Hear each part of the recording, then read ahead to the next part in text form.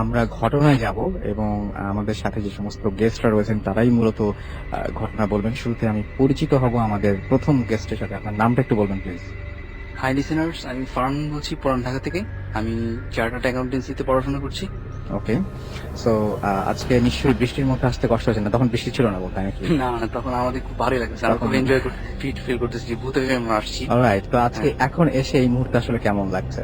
খুব ভালো লাগতেছে, মানে খুবই এনজয় করতেছি। মানে আমরা ভাবতেও পারতেছি না যে আমরা এখন ভূতে ফিল্মে বসে কথা বলতেছি। আমরা খুব ভূতে ফিল্মকে লাভ করি। অলরাইট, সো আমরা এখন তো পুরোপুরি ঘটনায় যেতে চাই। সো আমাদের ঘটনাটা আপনি যদি বলতেন যে আপনার লাইফে, আপনার বাসা পুরান ঢাকায়, এবং বাসাটা কত বছরের পুরনো বললেন? বাসাটা প্রায় 70 থেকে 80 বছর পুরনো বাসাটা। তো ওইখানে আমি কিছু এক্সপিরিয়েন্স শেয়ার করবো আপনাদের সাথে, যেগুলো আমি নিজে ইন্ডিভিজুয়ালি ফেস করেছি আমার বাসায়। প্লাস আমার দুজন ফ্রেন্ড যখন ওরা আমার বাসায় থাকতে গিয়েছিল তখন তারাও সেটা ফেস করছে, এবং তারা আজকে এখানে স্টুডিওতে উপস্থিত রয়েছে। আচ্ছা, 80 বছরের পুরনো বাড়ি, অনেক কিছুই ঘটার কথা। অনেক দিন থেকে বাড়িটা দাঁড়িয়ে আছে। সো কি হয়েছিল সেই বাসায়? তো মেইন ঘটনায় আমি চলে যাই। মানে ফার্স্টে আমার বাসার কিছু আপনার কি বলে একটু ডেসক্রিপশন দিতে হবে প্লিজ। তো বাসাটা আমার পুরান ঢাকার ইংলিশ রোড। ওকে। তো আমাদের বাসার মানে উত্তর দক্ষিণ দুদিকে দুটা বারান্দা।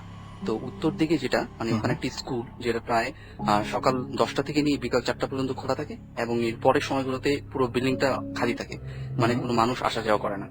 আর দক্ষিণ দিকে যেটা, সেখানে হচ্ছে একটা কনস্ট্রাকশন। যখন আমি ঘটনাটা ফেস করছি যে সময়টাতে 2010 এর জানুয়ারির দিকে, তখন ওইখানে পাশের যে দক্ষিণ দিকে বারান্দাটার সামনে একটা বাসা কনস্ট্রাকশন হচ্ছিল। মানে বাসাটা জাস্ট একটা পুরোনো বাসা ছিল, সেটা ভেঙে কনস্ট্রাকশন করা হচ্ছিল। তো ওইটা নিয়ে একটা ছোট ঘটনা আছে, সেটা আমি শেয়ার করতে চাই। ওকে। তো ওই বাসাটা যখন মানে ভাঙা হচ্ছিল, লেবার যখন ওখানে ছিল, তখন লেবাররা ওখানে যারা থাকতো রাতে, লেবাররা তখন তারা স্বপ্নে দেখতো যে তাদেরকে বেদম মারধর করা হচ্ছে, এবং বলা হচ্ছে যে তোরা এই বাসাটা মানে আর কি ভাঙিস না, মানে কনস্ট্রাকশন কিছু করিস না, মানে চলে যা। তো এগুলো শোনার পরে অনেকগুলো লেবার ভয় পেয়ে ওখান থেকে চলে যায়। তো তারপরে মানে ওইখানে জাস্ট এখন যেটা হচ্ছে, মানে এখানে বিল্ডিং হয়ে গেছে, কনস্ট্রাকশন হয়ে গেছে এখন যেটা, মানে ওটা আমি তখনকার ঘটনা বলছি, 2010 জানুয়ারির কথা। তো আর আমাদের বাসার সামনে যেটা, সেটা হচ্ছে একটা বাজার, মানে ওখান থেকে জাস্ট রাস্তা দেখা যায়। আর পেছনের দিকে হচ্ছে একটা নর্দমা, যেখানে আপনার কিছু মানে আবর্জনা ফেলা হয়, এরকম একটা জায়গা। আরেকটা কথা বলে রাখি যে এখানে বেশ কিছুদিন আগে একটা লাশ পাওয়া গেছিল, সেখানে খুন করে ওখানে লাশটা ফেলে রাখা হয়েছিল। তো আপনারা অবশ্যই বুঝতে পারতেছেন যে জায়গাটা কিরকম একটা জায়গা হবে, মানে মানুষের আসা যাওয়া নেই, এরকম একটা জায়গা। তো এবার আমি আমার ঘটনায় সরাসরি চলে যাই। তো আমার ঘটনাটা ঘটে 2010 এর জানুয়ারির দিকে, যখন আমার বাবা মা কক্সবাজারে বেড়াতে যায়, এবং পুরো বাসাটাতে আমি একা থাকি। তো আমার বাবা মা বোন সবাই চলে যাওয়ার পরে যখন আমি বাসায় গেলাম একা, মানে বাসায় যখন স্টে করলাম, সব তালা লাগিয়ে, মানে উপরের দিকে আমার যে 3 তলার রুমটা, ওখানে আমি চলে গেলাম থাকার জন্য। তো টিভি দেখার পরে, খাওয়া দাওয়া করার পর ঘুমাতে চলে গেলাম। নর্মালি প্রায় 2টার দিকে ঘুমাতে গেলাম। তো ঘুমাতে কখন ঘুমাই গেলাম সেটা আমার ঠিক খেয়াল নেই আসলে। মানে আমি হঠাৎ, আমার যেটা হয় মানে 3টা কি 3:15 দিকে আমার ঘুমটা ভেঙে যায় হঠাৎ। আচ্ছা।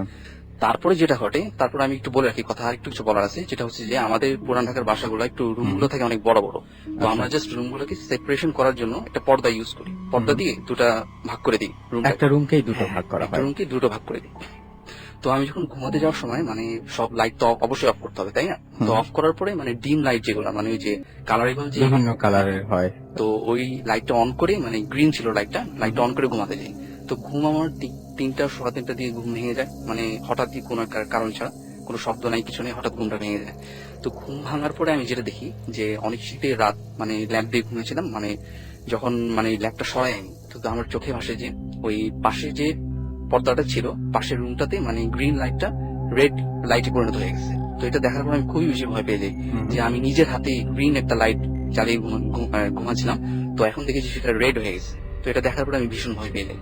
তো আমি মানে মনে করি যে হয়তো ঘুমের ভানে মানে আমি দেখতেছি বা স্বপ্নে দেখতেছি, বাট আমি স্টিল সেটা স্বপ্নে দেখছিলাম না, সেটা যে একটা ইনসিডেন্ট ছিল, মানে সরাসরি হচ্ছিল। তারপর আমি চিন্তা করলাম যে না, ঠিক আছে, আমি ঘুমিয়ে থাকি, মানে কিছুক্ষণ জাস্ট মানে ঘুমের ভান ধরে শুয়ে থাকি, মানে নর্মালি ঘুমায় থাকি, মানে আর জাগবো না। তো তারপরে যখন মানে ঘুমাতে গেলাম, মানে আমার ঘুম আসতেছিল না, প্রায় 5 মিনিট ওয়েট করার পরে আমার কৌতূহল হয়েছিল যে লাইটটা কেন আসলে রেড হলো। তারপর আমি আবার সেটা আমি লাইটটা দেখি। লাইটটা প্রথমে কি কালার ছিল বললেন? প্রথমে যখন আমি অন করেছিলাম তখন ছিল গ্রিন। ওকে। তারপরে দেখছিলাম রেড হয়ে গেছিলাম। তারপরে থার্ড টাইম যখন আমি সেটা কৌতূহলবশত দেখতে গেলাম, তখন দেখি যে সেটা ইয়েলো কালার হয়ে গেছে। তখন সেটা দেখার পর আমি প্রচন্ড ভয় পেয়ে যাই, মানে কোনো কারণ নেই, কিছু নেই, শুধু শুধু লাইটগুলোর কালার চেঞ্জ হচ্ছে। সামথিং ইজ রং, মানে তখন আমি খুব ভয় পেয়ে যাই এবং যেটা করি যে আমার শাউট করার কোনো ব্যবস্থা নেই, মানে আমি যদি কার সাথে কন্ট্যাক্ট করবো, মানে মানে কমিউনিকেশনের কোনো ব্যবস্থা নেই, পাশে যেহেতু একটা খালি বিল্ডিং প্লাস একটা কনস্ট্রাকশন হচ্ছে। তো আমি কি করলাম যে আর বাসা থেকে যদি বের হতে চাই তার সেটারও ব্যবস্থা আসতে, কিন্তু সেটা মানে অনেকগুলো তালা খুলে তারপর বের হতে হবে, প্রায় 3 তালা থেকে অনেকগুলো গেট খুলে। তো আমি চিন্তা করলাম যে আমি ভান ধরে মানে কিছু না দেখার ভান করে শুয়ে থাকি। তো আমি নর্মালি জাস্ট মানে চাদরটা উপরে দিয়ে শুয়েছিলাম। তারপরে কিছুক্ষণ পরে যেটা হলো সেটা ছিল খুবই ভয়ানক একটা ব্যাপার। কিছুক্ষণ পরে মানে আমাদের যে আমি যে সোফাটায় ঘুমিয়েছিলাম তার ঠিক মানে পিছন দিকে ছিল একটা বারান্দার গেট। আচ্ছা। তো গেটটাতে হঠাৎ করে মানে একটা নক শো হয়ে গেল, মানে কেউ গেটটাতে মানে ধাক্কা দিচ্ছে, এরকম একটা মানে নক করলে যেরকম একটা শব্দ শোনা যায় সেরকম একটা শব্দ আমি কানে আসলো। তারপরে বেশ কিছুক্ষণ না প্রায় 2 মিনিট হবে, তারপরে একটা সফট একটা ভয়েস আমি শুনতে পেলাম যে ভাইয়া গেটটা খুলো। এবং সেটা আমি পড়া বিষয় করলাম সেটা আমার বোনের ভয়েস। ওকে। তখন সেটা শোনার পরে আমি প্রচন্ড আরো বেশি ভয় পেয়ে যাই যে এটা কিভাবে সম্ভব। আমি তাদেরকে 11টার দিকে বাসে উঠিয়ে বাসায় আসি, সে কিভাবে আসবে, সেটা তো আসা কোনোভাবে সম্ভব না। আর যদিও আসে মেইন গেটে নক করবে, আমাকে ফোন করবে, বারান্দায় আসার তো কোনো কথাই নেই। একদম ডেফিনেটলি। তো প্রচন্ড ভয় পেয়ে যাই, মানে বাইরে বের হওয়ার সিস্টেম নাই। তো আমি চিন্তা করলাম যে আমি রেসপন্স করবো না, জাস্ট ওখানে পড়ে থাকি আর কি, পড়ে থাকি যাতে কোনো আর কি কোনো রেসপন্স না করে শুয়ে থাকি, কোনো শব্দও করবো না, কিছু করবো না, জাস্ট ফজরের আজানটা যাতে পার হয়ে যায় এই জন্য ওয়েট করতেছিলাম। তো নর্মালি আমি প্রায় আধা ঘন্টা প্রায় 40 মিনিট এভাবে করে অনেক কষ্টে মানে তখন মোটামুটি কয়টা বাজে রাত? তখন প্রায় 3:45টার মতো বেজে গেছে, 3:45-4টা বাজে। আর শীতের দিনে তো ফজরের সময়টা একটু তাড়াতাড়ি আসে। তো আমি জাস্ট আর কি ওইভাবে চাদরটা দিয়ে আর কিছু দেখার চেষ্টা করলাম না, কি লাইট জ্বলতেছে এগুলো কিছু দেখলাম না, জাস্ট নর্মালি শুয়ে থাকার চেষ্টা করলাম। আর আয়াতুল কুরসি সূরাটা আমি পড়ার চেষ্টা করলাম আস্তে আস্তে মনের ভিতরে।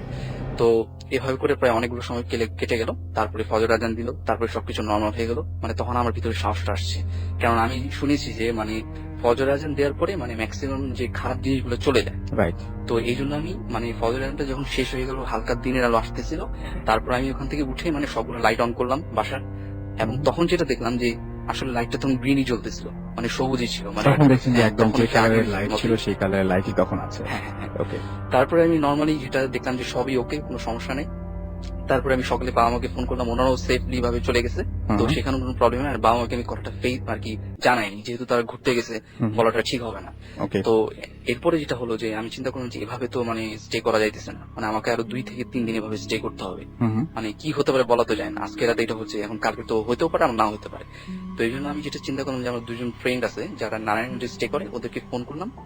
তো ওদেরকে ফোন করে বললাম যে তোরা বাসায় চলে আয়, মানে আমার বাসায় 2-1 দিন থেকে যা। এবং ওদেরকে আমি আমার ঘটনাগুলো শেয়ার করলাম, বাট ওরা কোনো কথাই আমার বিশ্বাস করলো না। আচ্ছা, আপনি যে ফ্রেন্ডকে ডেকেছিলেন সেই ফ্রেন্ড তো এখন স্টুডিওতে আছে, তার সাথে আমরা একটু কথা বলি। দুজনেই আছে। আচ্ছা, আপনার নামটা একটু বলবেন? হ্যাঁ লিসনার্স, আমি ফুয়াদ বলছি, আমি কম্পিউটার অ্যাক্সেসরিজ এর বিজনেস করি। তো ফাইনাল যে কথা আমাকে মানে এসছেন, ইনফ্যাক্ট আপনি ঢাকাতে না, আপনি এসছেন নারায়ণগঞ্জ থেকে, রাইট? হ্যাঁ। আচ্ছা, সুবিধা। তো নারায়ণগঞ্জ থেকে আসছি। তো ও আমার সঙ্গে ফাইনাল যে কথাটা মানে শেয়ার করছিল সেটা হলো যে দোস্ত তোরা চলে আয়, আমি তো বাসায় একা, তো এরকম লাইটের কালার চেঞ্জ হয়ে যায়, পেছন থেকে আমার বোন নক করে, তো এটা খুব একটা উইয়ার্ড ব্যাপার, প্লিজ আমি খুব ভয় পাইতেছি, এত বড় 3 তলা বাড়িতে আমি একা, কি না কি ঘটে, তোরা চলা। তো আমার মনে হলো যে শালা তুমি তো মিথ্যা কথা বলতেছো, তুমি ফান করতেছো, এরকম ফান করার কি মানে আছে, চলে আসমো, অনেকদিন তোর সাথে দেখা হয় না, তো আসমো, স্টে করবো, কোনো সমস্যা নাই। তো দেন আমি বললাম যে এই ফান বন্ধ কর, চলে আসতেছি। ওকে, তো 5টা নাগাদ আমরা চলে আসবো। তো ওদের বাসায় আমরা 5টা না 5:30টার দিকে গিয়ে বুঝলাম, তো দেখলাম ও বসে আছে চুপ করে, সব দরজা জানালা খোলা। তো আমি চিন্তা করলাম যে মানে আপনারা প্রথমে ব্যাপারটা একদম বিশ্বাসই করেন না না না, এটা তো ফান, আমি তো মনে করছি ও জোকস করতেছে বা আমাদের সঙ্গে মজা করতেছে, ওর আব্বু আম্মু চলে গেছে, তো এটার মানে একটা বেনিফিট নিয়ে যাচ্ছে যে একটু ফান করবে। তো আমি গেলাম যে তুই দরজা এমনও খোলা রাখছোস, তো মশা ঢুকবে, এত সন্ধ্যা লাগবে, আমার ভীষণ ভয় লাগতেছে। তো মনে করলাম এটা ফানের একটা অংশ। তো আমি তেমন তোয়াক্কা করলাম, বললাম যে দরজা জানালা সব ব্লক কর বাবা, চল বাইরে গিয়া কিছু খাই আসি, চল প্লিজ একটু চাটা খাই, খালাম্মা খালু জান নাই বাসায়, কে চা বানা। তো এটা বলে ও লক করলো, জনি আমি বেরোলাম রীতিমতো। তো বেরিয়ে রাস্তার মধ্যে গিয়ে আমরা আড্ডা মারলাম, চাটা খাইলাম।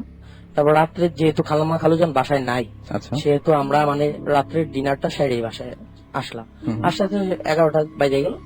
তো 11টা যখন বাজছে, তখন আমি যখন বাসা থেকে আসি, তো আসার পথে আমি 2টা ডিভিডি নিয়ে আসছি, যে আমার মুভি দেখার আমার শখ, ওদের বাড়িতে বিশাল পর্দার টিভি।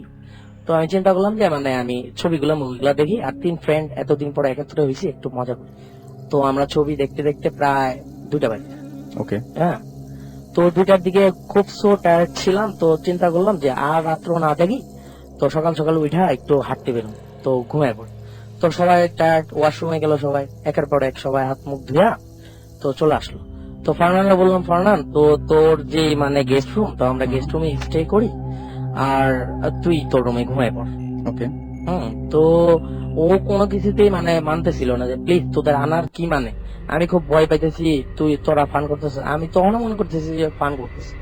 তো আমি বললাম যে না, আমি দোস্ত আমি কেউ সাথে হাঁটাহাঁটি করে থাকতে পারি, প্লিজ আমি একটু খুঁতখুঁতে স্বভাবের, আমি থাকতে পারবো। ও অনেক রিকোয়েস্ট করলো, আচ্ছা যা, তো শীতের দিন তো হাঁটাহাঁটি করে এক ল্যাব শেয়ার করেই ঘুমানো যাবে, কোনো সমস্যা নাই। তো ঘুমাই বললাম, ওরা তো বেদম ঘুম, পড়েই ঘুম, তো আমি তো খুঁতখুঁতে স্বভাবের, পাশ ও পাশ ঘুম আসে না। তো এক টাইমে মানে আমি ঘুমাই গেলাম, সো টায়ার্ড। তো ঘুমাই যাওয়ার পরে যা ঘটলো যে 3টা কি 3:30, মানে সেম টাইম ওর মতো। তো আমার ভীষণ অস্থির লাগতেছিল ঘুমের মধ্যে।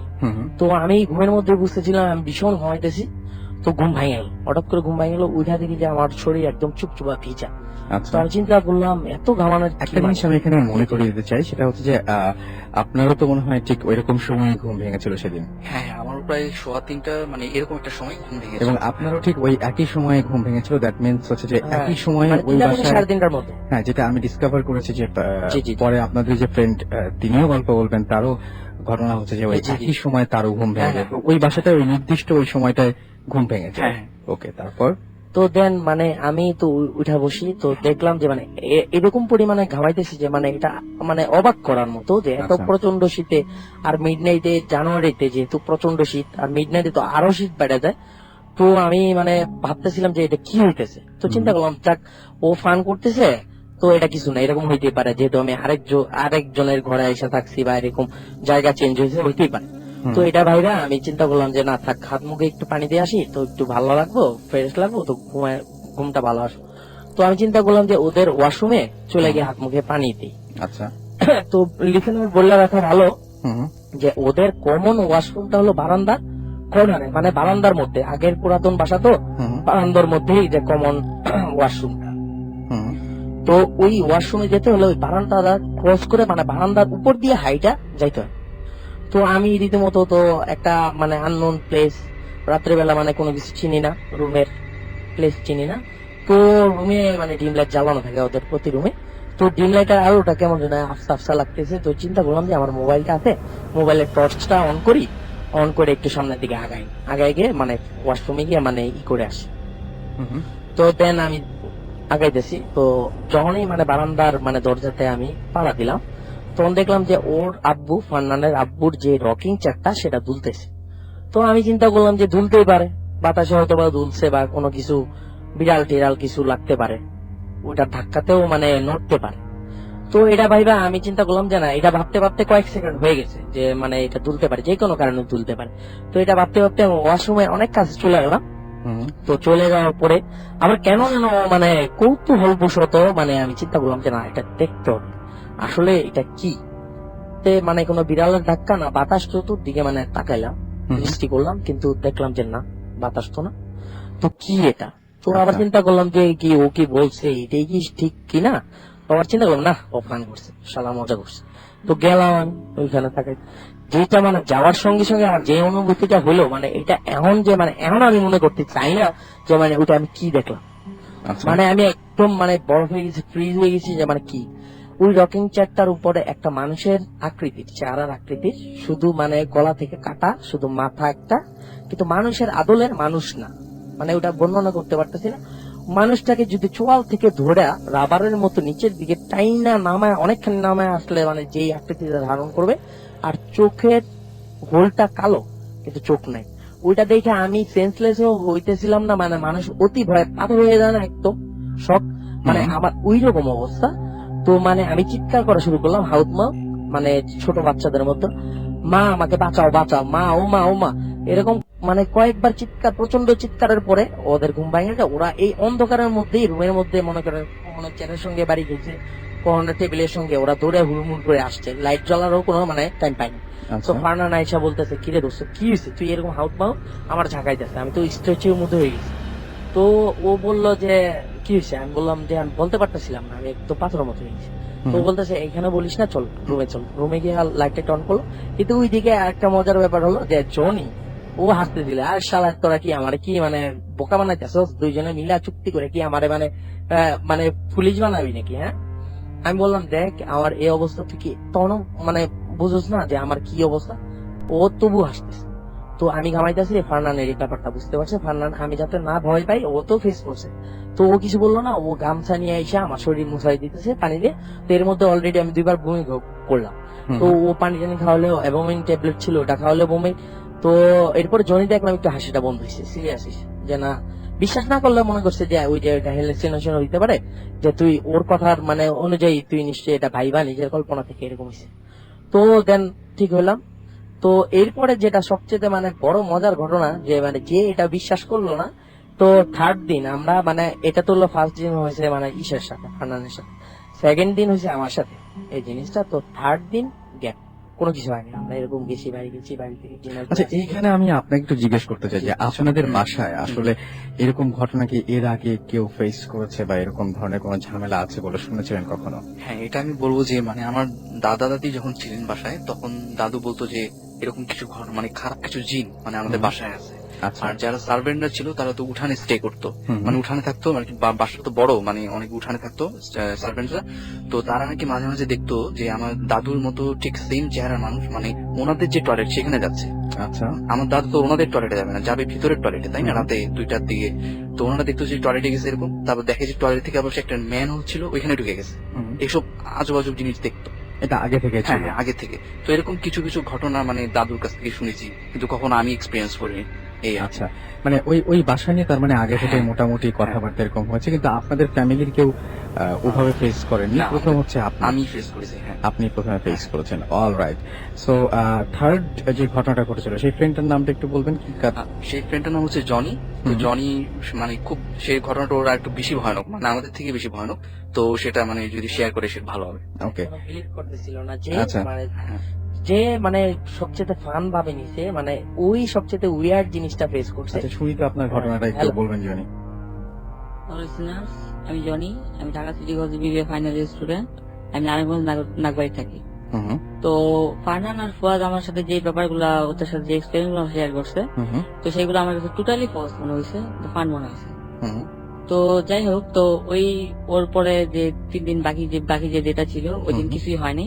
তো আচ্ছা। নেক্সট ডে থার্ড ডে তে তো আমরা 3 জনই আগের মতো বিকালে বের হয়ে গেলাম। হুম। বিকালে বের হয়ে যাওয়ার পরে ঘুরে টুরে আপনার রাতে আসলাম। তো রাতে আসার পর তখন প্রায় 12টা থেকে 12:30 বাজে, তখন আমরা ডিনার করে এরপর এসেছি। হুম। তো তারপর আমরা যেহেতু সবাই বাইরে থেকে এসেছি, তো সেই ক্ষেত্রে আমরা সবাই খুব টায়ার্ড। সেক্ষেত্রে আমরা সবাই তাড়াতাড়ি খুব ঘুমিয়ে পড়লাম, হুম। ফ্রেশ ট্রেশ হয়ে ঘুমিয়ে পড়লাম। তো ঘুমিয়ে যাওয়ার পর প্রায় মিডনাইটের মধ্যে যে আমার ঘুমটা ভেঙে যায় হঠাৎ করে। আচ্ছা, তো হঠাৎ করে ঘুমটা ভেঙে যাওয়ার পর ঠিক আছে। আমি- এই যে একই সময় যে সময় সবার ঘুম ভাঙে সেই সময় ভেঙেছে। এমনিতে আমি একই সময় আচ্ছা, 3টা তারপরে? থেকে 3:15 হবে তখন। হুম। তো তখন আমি ফ্রেশ রুমে গেলাম, ওয়াশরুমে ফ্রেশ হয়ে বের হলাম। আমি যখন বারান্দার যে বারান্দার রুমটা যখন ক্লোজ করলাম, আমি বারান্দার রুম ক্লোজ করলাম, হুম। যখন আমার বেডরুমে ঢুকতেছিলাম, তখন ঢোকার সময় আমি যে জিনিসটা দেখলাম, যে আমি যেখানে শুয়েছিলাম, হুম। ওদের পাশে যে আমি শুয়েছিলাম, তো আমার যেই গ্যাপিং জায়গায় যে গ্যাপটা ছিল, হুম। ওইখানে অন্য একটা মানুষ শুয়ে আছে, টোটালি আমার মতো দেখতে। আচ্ছা টোটালি আমার মতো আমি যে ড্রেস আপ করা ছিল বা আমার স্ট্রাকচারটা যেমন ছিল, টোটালি তেমন। আচ্ছা। তো তারপর আমি তখন আরেকটু ক্লিয়ারলি তখন ওটা দেখেছি, আমি এমনি খুব ভীত, হুম। খুবই ভয় পেয়েছি। তো তারপর আমি এইটা আরেকটু ক্লিয়ারলি বোঝার জন্য যে আসলে ব্যাপারটা কি, তো যেহেতু এখানে দিনটা জ্বালানো ছিল, হুম। দিনটা আলো, তো হুম। স্পষ্ট বোঝা যাচ্ছিল না। তো আমি একটু ব্যাপারটা ক্লিয়ার করার জন্য আমি একটু সামনে আগালাম। আচ্ছা। সামনে আগে যেটা আমি ফেস করলাম সেটা হচ্ছে অনেকটা এমন, যে আমার মতো যে সেটা শুয়ে ছিল আসলে লোকটা ছিল আর কি, আমি এখানে দেখতেছি যে আমি এখানে শুয়ে আছি, হুম। বাট ওইখানে যদি আমি শুয়ে থাকি তাহলে আমি কি? মানে আপনি হ্যাঁ। আপনার নিজেকেই দুইটা দেখছেন, হ্যাঁ, দুইটা এরকম দেখছি। একটা ব্যাপার। তো তারপরে আমি একটু আগানোর পর যেটা দেখলাম যে সে উপর হয়ে শুয়ে ছিল। হুম হুম। তো দেন তার ঘাড়টা হঠাৎ আর কি আস্তে আস্তে আস্তে আস্তে আমার দিকে মুভ করলো, আচ্ছা। আমার দিকে মুভ করলো। Body তো skin ছিল। হঠাৎ করে সে চোখ খুলে আমার দিকে তাকালো। হুম। তো আমি যেটা দেখলাম যে সে তার চোখে কিছুই নাই, ফুলি আচ্ছা। ডার্ক, একেবারে ডার্ক। তো এই ব্যাপারটা দেখে আমি সাথে সাথে সেন্সলেস হয়ে যাই। চিৎকার দিয়ে সেন্সলেস হয়ে যায়, তারপরে কি হয় সেটা ওরে ভালো বলতে পারবে। কি হয়েছিল একটু বলবেন? তারপরে মানে ও সেন্সলেস হয়ে যায়, তারপর আমি আর ফুয়াদ যেটা করলাম মানে ওকে খুব জ্ঞান ফেরানোর চেষ্টা করলাম, ও ফিরলো, নর্মালি সব ঠিক হলো, মানে খুব ভয় পেয়ে গেল। হুম, তারপর আমাদের কাহিনীটা বললো, আমি তো যথারীতি বিশ্বাস করলাম, হুম। তারপরে আর কি ফুয়াদও বিশ্বাস করলো। তারপরে যেটা হচ্ছে যে মানে ওর খুব জ্বর আসা শুরু করলো, মানে খুব জ্বর, গা গরম হয়ে গেছে অনেক এবং খুব ভয় পাচ্ছে। আর এর পরের দিন যেটা আমার বাবা মায়ের পরের দিন এসে পড়ছে, তো আমার আচ্ছা। আব্বু যেটা মানে উনি বললেন যে মানে ওরা যে- আপনার বাবাকে আপনি এই ঘটনা বলেছেন? হ্যাঁ হ্যাঁ, বাসায় আসার পর আমি শেয়ার করছি এটা। আচ্ছা। তো বাবা বলল যে এরকম তো হওয়ার কথা না, মানে বাবা জিনিসটা অতটা মানে অ্যাভয়েড করে গেল ব্যাপারটা। হুম। তারপর বললো যে ওরা যেহেতু এত দূর থেকে আসছে এবং অসুস্থ হয়ে গেছে, ওদেরকে আর যেতে বলো না, ওরা বাসায় থাক, মানে আমি তোমাদেরকে মিরপুরে একটা হুজুরি ঠিকানা দিই, তোমরা সেখানে যাও। নিয়ে গেছে। আচ্ছা যে তুমি আচ্ছা, তারপরে কি হলো? সেটা হলো ভাইয়া যে মানে আমাদের তো মানে আঙ্কেল মানে ছাড়তে চেয়েছিল যে এটা রেসপন্সিবিলিটি তো আমাদের এখন। ওটা তো বুঝলাম, হুজুরের কাছে যেতে তো হুজুরের কাছে নিয়ে গেল, তো হুজুর বললো অনেকক্ষণ আমাদের ধরলো, আমার টাচ করলো, জনিরে টাচ করলো, টাচ করে একটু চুপ করে থাকো, চুপ করে বললো যে তোমাদের বাসায় এই স্থানে। তো আমি তো অবাক হলাম যে এইরকম মানে বর্ণনা উনি হুবহু দিয়ে ফেলতেছে ওদের বাড়ি, মানে ফানানাদের বাড়ি। তো বললো তোমাদের মানে কিছু না, তো ওইরকম কিছু না, আমাদের কাছে বলতে ছিল না, আঙ্কেলের কাছে বললো আমাদের বের করে দিয়ে। আচ্ছা। তো আমার কাছে একটা জিনিস খুব খারাপ লাগছে যে মানে হুজুর বললো যে মানে তোমাদের গলায় তাবিজ পড়তে, তো আমরা বললাম যে অড লাগে না একটা ইয়াং পোলা গলার মধ্যে তাবিজ ঘুরায় ঘুমু। তো চিন্তা করলাম যে যেই ভয় পাইছি, এটা যদি তাবিজ দেওয়া যায় তো এটা করবো। আর উনি বললো যে 1 মাস আমাদের তাবিজটা গলায় রাখতে হবে, আজকে থেকে 1 মাস। আচ্ছা। তো 1 মাস পরে খুলে ফেললে কোনো সমস্যা হইব না। আর ওদের বাসার জন্য 4টা তাবিজ দিল, তো আচ্ছা। 4টা কোনায় 4টা দেওয়ার পরে ইনশাল্লাহ এখন পর্যন্ত মানে কোনো সমস্যা নাই আমাদের সাথে, মানে- তেমন ওয়েট কোনো ঘটনা ঘটে মানে না আমাদের উনি হুজুর যেটা করলেন যে মানে কিছু আরবিতে লেখা, মানে কিছু কাগজে লিখে লাল কালিতে লিখে মানে বলো যে দরজা জানানা, বাসার বিভিন্ন দরজা জানানা যেখানে আছে সেখানে সেটা আর কি টেপ দিয়ে লাগাই দিতে। হুম। তো সেটা করে দিলাম, তারপরে থেকে আর তেমন প্রবলেম, বাসা বন্ধ যেটাকে বলে, মানে পুরো বাসাটা বন্ধ করে দেওয়া হয় ওকে মানে এটা করার পরে। ওকে। তারপরে আমাদের তেমন কোনো প্রবলেম হয়নি, তবে মাঝে মাঝে আমি যখন রাতে ঘুমাই তখন মানে কিছু শব্দ শুনতে পাই, মানে আমাদের যে ছাদে টুকটাক শব্দ, মানে মানে উইয়ার্ড কিছু শব্দ যেগুলো আর কি ফ্যামিলিয়ার না আমাদের সাথে। তো এরকম কিছু শব্দ শুনতে পাই, এগুলোই ঘটে মাঝে মধ্যে তেমন। আর মাঝে মাঝে খুব খারাপ খারাপ স্বপ্ন দেখি, এটা হচ্ছে মেইন, মানে এমনি আর তেমন কোনো প্রবলেম ফেস করিনি এখন। থেকে আরো হয়েছে। ওকে, কিন্তু মানে আপনার সাথে মানে ওই সমস্যা ওই একবারই হ্যাঁ, হয়েছিল আমার সাথে যেদিন আপনি একা ছিলেন, হ্যাঁ। এবং আপনার স্পষ্ট মনে আছে স্পষ্ট যে মনে আছে। ডিম লাইটের কালার পুরোপুরি আলাদা হয়ে গেছিল এবং হ্যাঁ। ঘরের পরিবেশটাই বদলে গেছিল এবং পরিষ্কার বলে দিয়েছে। প্রচন্ড। আচ্ছা, এই যে আপনি সবার যেটা হয়েছে যে প্রচন্ড শীত ছিল, তারপরে গরম, গরমটা কি আপনারও লাগছিল? গরমটা না না, আমার ঠিক সেরকম গরম লাগেনি, কিন্তু আমার মনে হচ্ছে যে আমি নার্ভাসের কারণে মানে আমি জিনিসটা অবাক হয়ে গেছি যে ব্যাপারটা কি আসলে। আমার এরকম গরমের এগুলো কোনো ফিলিংস তেমন একটা হয়নি, বাট আমি অনেক ভয় পেয়ে গেছিলাম যখন বোনের আওয়াজ শুনলাম, তখন আরো বেশি ভয় পেয়ে গেছিলাম যে এটা তো সম্ভবই না, ও Okay. কিভাবে আসবে। অলরাইট, আমরা কিছু ঘটনা শুনলাম, আমরা আরো একবার আপনার কাছে ফিরে আসবো। আপনার একটা ঘটনা আছে, আমি শুনেছিলাম বাইক নিয়ে, আপনারা 3জন ইনফ্যাক্ট ছিলেন, সেই জন্যই বলছি। তো সেই ঘটনাটা একটু শুনতে চাই আপনাদের থেকে। হাই লিসেনার্স, আমি ফুয়াদ, বাংলাদেশ থেকে আসছি। তো আমার যে ঘটনাটা সেটা হলো মানে এই 3-4 মাস আগের ঘটনা।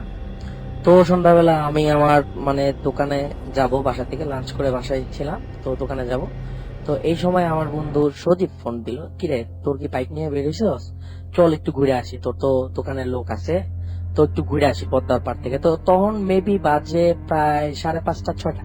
হুম। তো 6টা আমি চিন্তা করলাম যে এত মানে সন্ধ্যা করে যাওয়ার কোনো মানেই নেই Okay. এটাই। আর ওইখানে নাকি মানে খুব মানুষজন খুন করে ফালায় রাখে সন্ধ্যার পরে। তো চিন্তা করলাম এত উইয়ার্ড জায়গাতে যাওয়ার পদ্মার পারে সে মাওয়া দিয়ে এত ভিতরে, আর আমরা যাবো হলো মুক্তারপুর ব্রিজ দিয়া।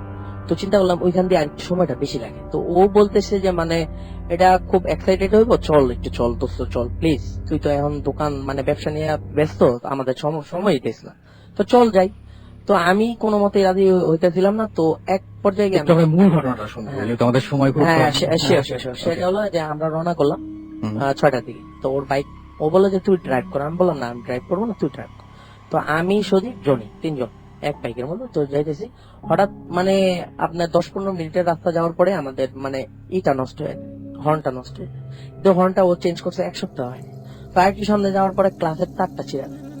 তো আমি বলতেছি দেখ বাধা পড়তেছে, আমি যাবো না। তো নামে গেছি, এক পর্যায়ে আমি নেমে গেছি, আমি যাবো না। তো ও বলতেছে প্লিজ চল, সামনে একটা গ্রেস ছিল এই মানে আর একটু ব্যাক হুন্ডাটা ঠেলে একটু পিছনে নিয়ে আসছি 10-15 মিনিট। তো এখানে হয়ে গেল প্রায় 6:30টার মতো। তো আমি বলতেছি এত সন্ধ্যাবেলা যাওয়ার কোনো মানেই হয় না। তো ও গোয়ার তুমি করে বলতেছে চল প্লিজ চল। তো গেলাম, ওইখানে গেলাম। তো যাইতেছি, রাস্তা ঠিকঠাক করছে, তো ও ড্রাইভ করলো যাওয়ার সময়, তো গেলাম ভালোই। তো ওইখানে গিয়ে আমরা মানে পদ্মার পার পৌঁছাইলাম 9টা, আচ্ছা, ঘড়িতে অনেকটা। তখন 9টা। তো কোনো দোকানপাট নাই, সন্ধ্যাবেলা তো অনেক মানে জনমুখর থাকে। তো যাওয়ার পরে একটা চটপটির দোকান, সেটাও ঘুরাই ফেলতেছে। তো সজীব বললো দোস্ত চলো চটপটি। আমি বললাম না ভাই প্লিজ, দেখা হয়েছে, চল এখন চলে যাই। এখন গেল 11টা বাজে, 11টা 11:30 বাজে। তো ও মানে খুব জেদ করলো, তো খাই চটপটি খেলাম, খাওয়া শেষ। ও বললো যে একটু স্টে। আমি বললাম যে না, ও চটপটির দোকানদারও চলে যাবো, চলো আমি চলে যাই। এখানে যদি কেরকম করে ফালাই রেখে যায়, তো আমাদের 3 ছেলেদের দেখছে বাইক দিয়ে আসতে, তাহলে এটার আমাদের উপরে পড়তে পারে, বা আমরা চল ঝামেলা করার দোকানে চল চল। তো আসার সময় বললো আমি খুব টায়ার্ড হয়ে গেছি, এত লং মানে রাস্তা চাইনা নিয়ে আসছি, তুই একটু চাপ। তো আমি রাজি হইতেছিলাম না, তো রাজি হলাম। কেন জানি রাজি হইলাম, তো আমাদের কানে ইয়ারফোন ছিল, তো ওইটার মধ্যে গান প্লে করা ছিল। তো গান শুনতেছি, একই গান মানে কনভার্টার দিয়া 3 জনের কানে ইয়ারফোনে, Okay. টনি, আমি আর সজীবের। তো আমি যাচ্ছি, তো এরকম আসার সময় কোনো প্রবলেম হয় না। যে রাস্তায় আসছি অসংখ্য ব্রিজ পড়ে, ছোট ছোট বড় এরকম। তো আমি আস্তে আস্তে এক টাইমে গিয়ে এরকম একটা উইয়ার্ড সিনে মানে হলাম, ওরা তো কথাবার্তা বলতেছে পিছনে, কানে ইয়ারফোন, কথা বলতেছি, গান শুনতেছি, আমি ড্রাইভ করতেছি। তো আমার বাইকের স্পিড ছিল প্রায় 85 থেকে 90 ওকে। Minimum speed. তো চলতেছে, ওরা খেয়াল করে নাই। হঠাৎ করে আমি সামনে দেখলাম যে বড় ব্রিজটা দিয়ে চলে আসছি, মানে মিডল পয়েন্টে, যেটা হলো পদ্মার পার আর নারায়ণগঞ্জের মিডল পয়েন্টে, মানে রুটে রাস্তা, আচ্ছা। ওই ব্রিজটা। হঠাৎ মানে অনেক লিসনারই দেখছেন ওই যে এভিল ডেথ ছবিটা, যেমন ওই যে ব্রিজটা ভাঙা বলটায় রড টড সহ মানে ভূখণ্ডিত মানে ডিসকানেক্ট হয়ে আছে রাস্তার মাঝখানে। তো এরকম একটা, আমি তো চিৎকার করে হার্ট ব্রেক করছি, হুন্ডা একদম উল্টায় যাওয়ার মতো অবস্থা। কিন্তু আমি তো দেখলাম যে মানে এটা কেমন হয়ে যাওয়ার মতো আমার, যে এটা কি, আমি আসলাম এটা কি, যাওয়ার সময় ব্রিজটা ভালো গেলাম, এখন বলটা আছে কি, ব্যাপারটা কি। তো ওই 2 বন্ধু দেখে স্টপ করার মতো অবস্থা, মানে কি একটা ভীষণ অবস্থা। তো আমরা চিন্তা করলাম যে খুব খারাপ অবস্থা, এর মধ্যে আমি ভীষণ ঘামাইতেছি। আমি বলতেছি আমার ভালো লাগতেছে না, এনে আমার বাসায় নিয়ে আমার যেন কেমন লাগতেছে, শরীর ঘামাইতেছে আমার, যেটা হয় আর কি আমার সঙ্গে। তো ঘামাইতেছে, এর মধ্যে আমি ওইখানেই মানে 2-3 বার বমি করে ফেললাম। তো আমার অবস্থা, বমি করলে তো মানে এমনি খুব হয়ে যায়, উইক হয়ে যায়। তো আমার নিয়ে ওরা ধইরা ওই সাইডের থেকে ওই যে খালের মতো এখান থেকে আনিয়া হাতে নিয়ে, তো মাথায় দিয়ে মাথাটা ঠিক করলো। তো ও বললো ড্রাইভ করতে পারবে? আমি বললাম যে না, ড্রাইভ করতে পারবো না, তো তুই ড্রাইভ কর প্লিজ, আমার বাসায় নিয়ে যা, আমার খুব খারাপ লাগছে। ওকে। তো আমি তো অস্থির, আমারে মাঝখানে নিল, পিছনে জনি, সামনে সজীব। তো ওরা টার্ন করে একটু সামনে আসতে এক মানে চাচারে জিজ্ঞেস করলো, মানে পিঠার দোকান এলাকা, উনিও মানে লাঠি চুলা, তো পানি টানি দিয়ে সব অফ করে ফেলতেছে চুলা। তো চাচা যে এখানে নারায়ণগঞ্জ যাওয়ার রাস্তাটা কোনটি? ও বলতেছে বাবা তোমরা এখান দিয়ে আসছো, তোমরা তো আরো পিছনে 3-4 কিলো পিছন দিয়ে তোমাদের ওই রাস্তা, আর এই রাস্তাটা তো ভালো না বাবা, এই রাতের বেলা এখানে কেউ ভুলেও আসে না। দেখো না যে এই সামনে একটা ব্রিজ দেখছো, আমি বলার আগে যে ভাইঙ্গা চুরে আছে, তো সামনে একটা ব্রিজ দেখছো, এটা তো কনস্ট্রাকশন কেউ করতে পারে না, যখনই করে রাত্রে করে রেখে যায় ভাইঙ্গা টাইঙ্গা এরকম হয়ে থাকে। আর ওইখানে একটা বাহ্যক তলা আছে, ওইখানে কেউ যায় না সন্ধ্যার পরে, মানে 6টার পরে ওই রাস্তা একদম মানে নির্জন হয়। আচ্ছা। তো আমার অবস্থা বেহাল হইতে থাকলো। তো ওরা দ্রুত গতিতে আমার বাসায় নিয়ে আসলো।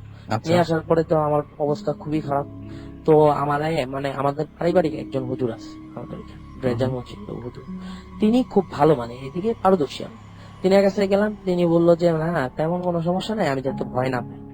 আচ্ছা। তো উনি আমাকে মানে বললো যে এই তাবিজটা নাও, আর এই তেল পড়াটা তুমি এরকম 14 দিন দিবা, আর এই নদীর পানিটা নাও, এটা গোসল করো, তারপরে একটা টাইম মানে ঠিক হয়ে যায়। তো আমাদের যে মানে ঘটনাগুলো ঘটে মানে ম্যাক্সিমামই এরকম, যে কোনো জায়গায় বিপদ হবে, যেমন জিপ্তান ভাইয়ের সাথে ঘটে, তিনি বুঝতে পারেন। তো আমারও এরকম কিছু মনে হয় যে আমার খাতা একদম ভারী হয়ে যায় কোনো কিছু ঘটার আগে। যেমন আমি যাইতেছি, মোবাইলটা হঠাৎ অফ হয়ে গেল, বা বাথরুমে টয়লেটে ঢুকতেছি, হঠাৎ লাইটটা ভালো লাগে না, মানে চালালাম অন হয়ে গেছে না, বা কম্পিউটারটা অফ মানে অন করছিল, নেট চালালাম সামনে, তো অনেক আছে, হঠাৎ অফ হয়ে গেল, আর মানে এই ধরনের উল্টাপাল্টা অনেক কিছু ঘটে, বুঝতে পেরেছি। এবং এরকম ধরনের ঘটনা হয়তো অনেককেই ফেস করতে হয়, আমরা আসলে খেয়াল করি না, কিন্তু বাসার যে জিনিসটা যে জায়গায় রাখলাম সেই জিনিসটা সেই জায়গায় নাই, কারো সরানোর কথা না, তবুও সরে গেছে, কে সরালো, বা এরকম অনেক কিছু আমরা ইগনোর করি, অনেক সাউন্ড আমরা অ্যাভয়েড করি, অনেক ইগনোর করি, যে এটা হয়তো আমার ভুল শুনতে হচ্ছে, কিন্তু আমি তো আসলে ওই সাউন্ডটার উৎস খুঁজতে যাই, সোর্স খুঁজতে যাই, তাহলে কিন্তু আসলেও এরকম অনেক উইয়ার্ড ব্যাপার স্যাপার বেরিয়ে আসতে পারে। সেই সমস্ত প্রসঙ্গে আরো পরে যাব, এবং আমার আসলে বলা তেমন ঠিক হবে না, কারণ বলার জন্য আজকে অনেকেই রয়েছেন, তারা একে একে আসবেন, আর তাদেরকে নিয়ে আসার জন্যই আমাদের গেস্ট রয়েছেন, তাদের কাছ থেকে একটু হালকা ঘটনা শুনে আসবো। আমি প্রথমে আপনাদের একটু পরিচয়টা জানতে চাই, একটু পরিচয়টা বলবেন আপনাদের? Hello listeners, it's UN. আমি ইউএন নর্থ সাউথ ইউনিভার্সিটির সিএসসি তে পড়ছি। ওকে, যদিও ইউএন নামে আমাকে কাছের মানুষরা জানে, বাট আমি সামহাউ রিয়েল নামটা বলছি না। এনিওয়ে, তো আমি আজকে ডিফারেন্ট কাইন্ডের কিছু এক্সপিরিয়েন্স শেয়ার করব। তবে আমি একটা মজার জিনিস আমার ডিয়ার লিসেনারদেরকে বলে দিতে চাই যে এতদিন তারা ভূত এফএম-এর বিভিন্ন দারুণ দারুণ এক্সপিরিয়েন্স শুনে ভয় পেয়েছেন, রোমাঞ্চিত হয়েছেন, বাট স্বাভাবিকভাবে দেখার সুযোগ হয়নি। বাট আমি আমার এক্সপিরিয়েন্সের একটা প্যারানর্মাল অংশ তাদেরকে দেখার সুযোগ করে দিব। এনিওয়েজ, আমি সরাসরি চলে যাই আমার এক্সপিরিয়েন্সে। আমি যে বাসাটাতে থাকি সেই বাসাটাতে বেশ প্রবলেম আছে, এটা আমাদের এলাকার সবাইও জানে। প্লাস হচ্ছে গিয়ে আমি যে রুমটাতে থাকি, 2 তলাতে থাকি আমি। আমার রুমের 3 তলা এবং নিচতলাতে একটা ছেলে থাকে, অন্তর নাম, সরকারি বিজ্ঞান কলেজের স্টুডেন্ট। এনিওয়েজ, তো ওদের কাছ থেকেও শুনেছি যে ওরাও ব্যাপারগুলো ফেস করে। আচ্ছা। তো আমি বিভিন্ন ঘটনা ফেস করার মধ্যে আমার একটা ঘটনা খুব ইন্টারেস্টিং, আমি ইন্টারেস্টিংটাই বলতে যাচ্ছি। আমি চাই যে লিসেনাররা আজকে ভয়ের সাথে সাথে একটু মজাও পাক। তো ব্যাপার হচ্ছে এরকম, আমাদের একটা ক্রিকেট টিম আছে, আমরা টিমটা ফর্ম করার পর বেশ কয়েকটা টুর্নামেন্টও খেললাম। দেন একটা সময় ডিসাইড করা হলো যে আমাদের টিমের পার্মানেন্ট একটা জার্সি বানানো হবে। ওকে, তো যেহেতু আমি টিমের ক্যাপ্টেন, তো আমাকে ডিজাইন করার দায়িত্ব দেওয়া হলো। আর এজ আমি সারা রাত জাগি, আমি রাত 2টার পরে ডিজাইন করার জন্য বসলাম। সামনে প্লেন একটা সাদা কাগজ, পেন্সিল, রবার এবং কিছু sign pen, colour sign pen. Okay, আমি কয়েকটা স্কেচ করলাম, কালারে হাতও দিতে পারিনি, কয়েকটা স্কেচ করলাম, ডিজাইন করলাম, বাট আমার ডিজাইন গুলা পছন্দ হচ্ছিল না। দেন আধা ঘন্টার মতো ঘাটাঘাটি করার পরে আমি সব স্কেচ গুলা মুছে আমি রুমের সাথে অ্যাটাচ বারান্দায় চলে গেলাম। বারান্দায় গিয়ে সিম্পল একটা সিগারেট ধরলাম, জাস্ট বোর্ড কাটানোর জন্য। একটা সিগারেট শেষ হতে কতক্ষণই লাগে? 5 মিনিট লাগে। ওকে, জাস্ট 5 মিনিটের মধ্যে আমি ব্যাক করলাম, but it was so much paranormal যে আমি 5 মিনিট পর যখন ব্যাক করি তখন আমি আমার পড়ার টেবিলের সেই ব্ল্যাঙ্ক পেপারে দেখলাম অলরেডি একটা টি শার্ট আঁকা এবং সেটা কালার করা।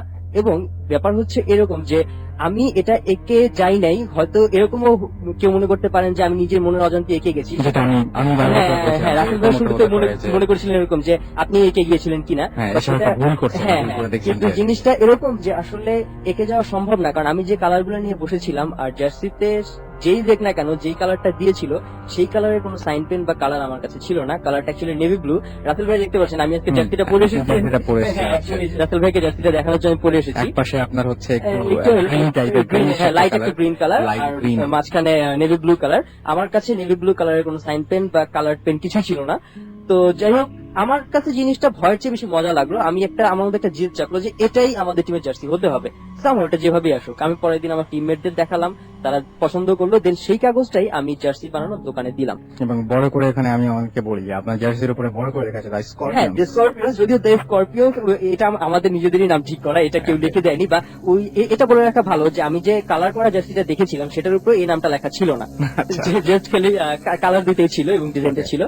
এনিওয়ে, তো আমি তারপরে দোকান থেকে সেই কাগজটাই দিয়েছি, দোকানদার জার্সি করলো, আমরা সবাই জার্সি পেলাম। ওকে ফাইন, পড়া শুরু করলাম। আমার মধ্যে একটা ইন্টারেস্টিং জিনিস ছিল, আমি আশা করছিলাম যে 2টার একটা হবে, অশুভ বা শুভ। হয়তো এই জার্সি পরে আমার টিম রেগুলারলি হারবে অথবা এই জার্সি পরে আমার টিম রেগুলারলি জিতবে। Alright. ঠিক আছে, কিন্তু এরকম কিছু হয়নি যেহেতু এটা ফিল্ম না।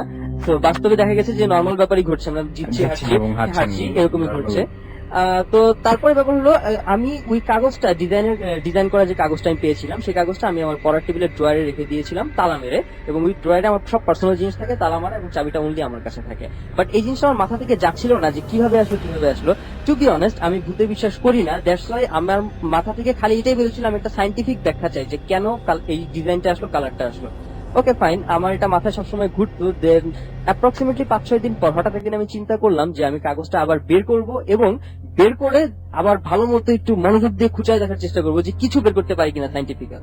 ওকে, তালাটা খুললাম, কাগজটা খুললাম, but that was another paranormal thing যে কাগজটা ছিল পুরাই ব্ল্যাক, একেবারে সাদা। সেই কাগজটা এখনো আমার মানে মাথায় আপনি আছে। যে আগে স্কেচ আগে যে করেছিলেন, sketchটা যে ছিল, অসমাপ্ত কাজ ছিল সেটা নাই এবার। হ্যাঁ, সেই অসমাপ্ত কাজটাও নেই, পুরাই সাদা একটা পেজ এবং ওই ড্রয়ার আমি ছাড়া কেউ খোলার কথা না। এবং ওইটা তালা মারা একটা ড্রয়ার এবং কাগজটা সেম, কিন্তু কালার করা একটা জিনিস, এটা তো পেন্সিল একটা জিনিস না যে রবার দিয়ে মুছে ফেললাম। Right. কালার করা একটা জিনিস কিন্তু পুরো সাদা করা সহজ না। তো জিনিসটা দেখে আমি খুবই এরকম কি হতে পারে যে ওইটা নিয়ে কেউ অন্য জায়গায় ওই জায়গায় একটা ওই কাগজ রেখে গেছে, মানে আপনি বুঝতে এটা পেরেছেন হওয়ার এটা চান্সই কিসের নেই। কাগজ? হ্যাঁ, কারণ হচ্ছে আমি কিন্তু ওইটার পর থেকে ড্রয়ারটা খুলিই নি, আমার খোলার আচ্ছা। প্রয়োজন পড়েনি। আমি জাস্ট ওটা রাখার পরে সেকেন্ড টাইম ড্রয়ারটা ওই দিনই খুলেছিলাম, এরকম। তো এরকম আর কি, তো পুরো ব্ল্যাঙ্ক হয়ে গেছে, সাদা হয়ে গেছে। যাই হোক, তো তারপরে এই জিনিসটাতে আমি খুবই অবাক হলাম এবং এটারও কোনো এই মিস্ট্রির ব্যাখ্যা আমি পাইনি। তবে হ্যাঁ, একটা জিনিস সত্যি যে এই ঘটনা আমি কাউকে বলিনি, আমার টিমমেটদেরকেও বলিনি, কারণ হয়তোবা তারা চিন্তা করতো না আরে ভাই এরকম ভুতুরে জার্সি পরে খেলবো না, ঠিক আছে। তো এরকম আমি আমার টিমমেটদের কাউকে বলি নাই, এবং শিওর যে আজকে আপনি disclose করে আজকে আমি যে বলে দিলাম আমার টিমমেটরা ডেফিনেটলি কালকে আমার কঠিন ভাবে ধরবে যে আগে বলস নাই কেন। বাট যাই হোক, আমি হ্যাপি যে হি শি অর ইট, সে যাই হোক না কেন, সে আমাকে একটা ডিজাইন দিছে, ভালোই দিছে। ডিজাইনটা ভাই খারাপ না, ডিজাইনটা ডিজাইনটা বেশ ভালো সুন্দর, আছে। হ্যাঁ। আমি হ্যাপি যে সে যাই দিছে আমি খুশি, সেটা পরে আমরা খেলছি এবং কোনো সমস্যা হচ্ছে না। বাট কাগজের ডিজাইনটা যেহেতু চলে গেছে, আমার একটাই রিকোয়েস্ট, সে জানি আমার জার্সির কালারটা তুলে না ফেলে। আমি খুব ভয় থাকি যে কোন দিনটা জানি সকালে ঘুম থেকে উঠে দেখি যে আমার জার্সির কালারও চলে গেছে, এটা সাদা টি শার্ট হয়ে গেছে, তাহলে আমার জার্সি বানানো লাগবে। এটা খুবই খুবই ডিসকাস্টিং একটা ব্যাপার হবে। So, যাই হোক, জিনিসটা interesting, I swear it's jam true. কিন্তু ব্যাপার হচ্ছে এটাই ইন্টারেস্টিং ব্যাপার, এবং আমি মানে চাই এই ব্যাপারটা প্যারানর্মাল, কিন্তু ভয়ের তেমন না। কেমন মানে- ভয় না প্যারানর্মাল, আমি সেটাই, আমার কাছে এটা লেগেছে ব্যাপারটা ভয়ের চেয়ে ইন্টারেস্টিং বেশি, এবং আমি ব্যাপারটা মজা পেয়েছি। এবং আই হোপ যে আমরা সেভাবে প্যান্টের ডিজাইন করিনি, আমরা এখন সবাইকে বলে দিই প্রত্যেকে নিজেদের মতো ব্ল্যাক ট্রাউজার পরে আমরা ম্যাচ করে নামি। ইন ফিউচারে যদি আমরা প্যান্টের ডিজাইন করতে যাই, সো হোপফুলি সে হয়তো আবার কিছু একটা দিতে পারে আমাদেরকে, So, আমরা আপনাদের- আশায় আছি। বাট খালি এতটুকু জানি না করে, আমাদের টি শার্টের কালারটা যেন তুলে না ফেলে, ওই কাগজের কালারের মতো, সেটাই আমাদের প্রত্যাশা। So, আমরা আপনাদের সাথে আরেকজন আছেন, মনে হয় কথা বলবেন। হ্যাঁ, আমার সাথে আমার কাজিন আছে মিথুন ভাইয়া একটু তার একটা এক্সপিরিয়েন্স শেয়ার করবে। ওকে। সো মিথুন ভাই কেমন আছেন? ভালো আছেন। আচ্ছা, আর একটু জোরে কথা বলতে হবে মিথুন ভাই। হ্যাঁ, অলরাইট। সো আপনার যে ঘটনাটা, সেই ঘটনাটা কোথাকার? আমার দুইটা ঘটনা আছে, একটা হলো ওর হন্টেড হাউসে, আরেকটা ইউএন এর হন্টেড হাউসে, আরেকটা আছে হলো আমার বরিশালের ঘটনা। তো আমি কোনটা থেকে শুরু করতে পারি? আপনি যেটা হাউসে, সেটা যে কোনো একটা দিয়ে শুরু আচ্ছা, আমি করবেন। বরিশালটা যেটা আগের ঘটনা। হ্যাঁ। বরিশালে তখন আমাদের বাসা বরিশাল মুসলিম রোড ছিল। তো তখন আমি ক্লাস 7-8 পড়ি, এবং আমরা বিকালবেলা প্রতিদিন ওখানটা গুরুস্থানে আড্ডা দিতাম। হুম। তো ওই বয়সে আড্ডা, এবং মানে ওই সময় যে ওই সময়কার যে টপিক গুলো থাকে ওগুলো নিয়ে আড্ডা দিতাম আর কি। খুব। তো আমরা একটা রেগুলার একটা কবরই বসতাম প্রতিদিন। তো কবরটা 4টা পিলার, ওরা 4জন 4টা পিলারে হেলান দিয়ে বসে রিল্যাক্স হয়ে বসে আড্ডা দিতাম। তো একদিন আসতেছি আড্ডা দিতে, আমি আমার সাথে আরেক ফ্রেন্ড। তো আসার সময় দেখলাম যে একটা কবরের আমাদের ওই পার্টিকুলার কবরটাতে না, অন্য একটা কবরে যে একটা খুলির মতো কিছু দেখা যাচ্ছে সাদা। তো আমি বললাম যে দেখি তো জিনিসটা কি, এটা একটা নাড়া দিলাম, দেখলাম যে একটা মানুষের মাথার খুলি। ওকে। তো আমি আমার ফ্রেন্ডকে বললাম যে জিনিসটা আমি চাই। আচ্ছা। ও অবাক হয়ে আমাকে তাকালো যে তুই খুলি দিয়ে কি করবি। তো আমি বললাম যে না, জিনিসটা আমার ভালো লাগছে, কোয়াইট ইন্টারেস্টিং।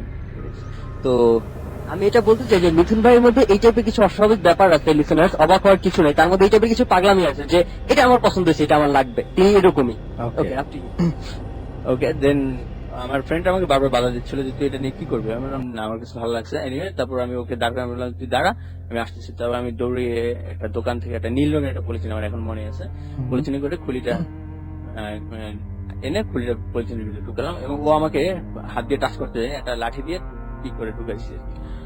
তো ঢুকানোর পরে তো আমরা আড্ডা দিচ্ছি as usual, এবং আমার অন্যান্য ফ্রেন্ডরা আসলো। আসার পরে ও বললো যে মিথুন আজকে একটা পাগলামি করছে, একটা খুলি নিয়ে ও নাকি নিয়ে দেবে। Okay. ঠিক আছে। তো আমার ওরা জিজ্ঞেস করলো তুই কি করবি, আমি কি করবো জানি না, কিন্তু জিনিসটা আমার ভালো লাগছে এবং আমি নিবো।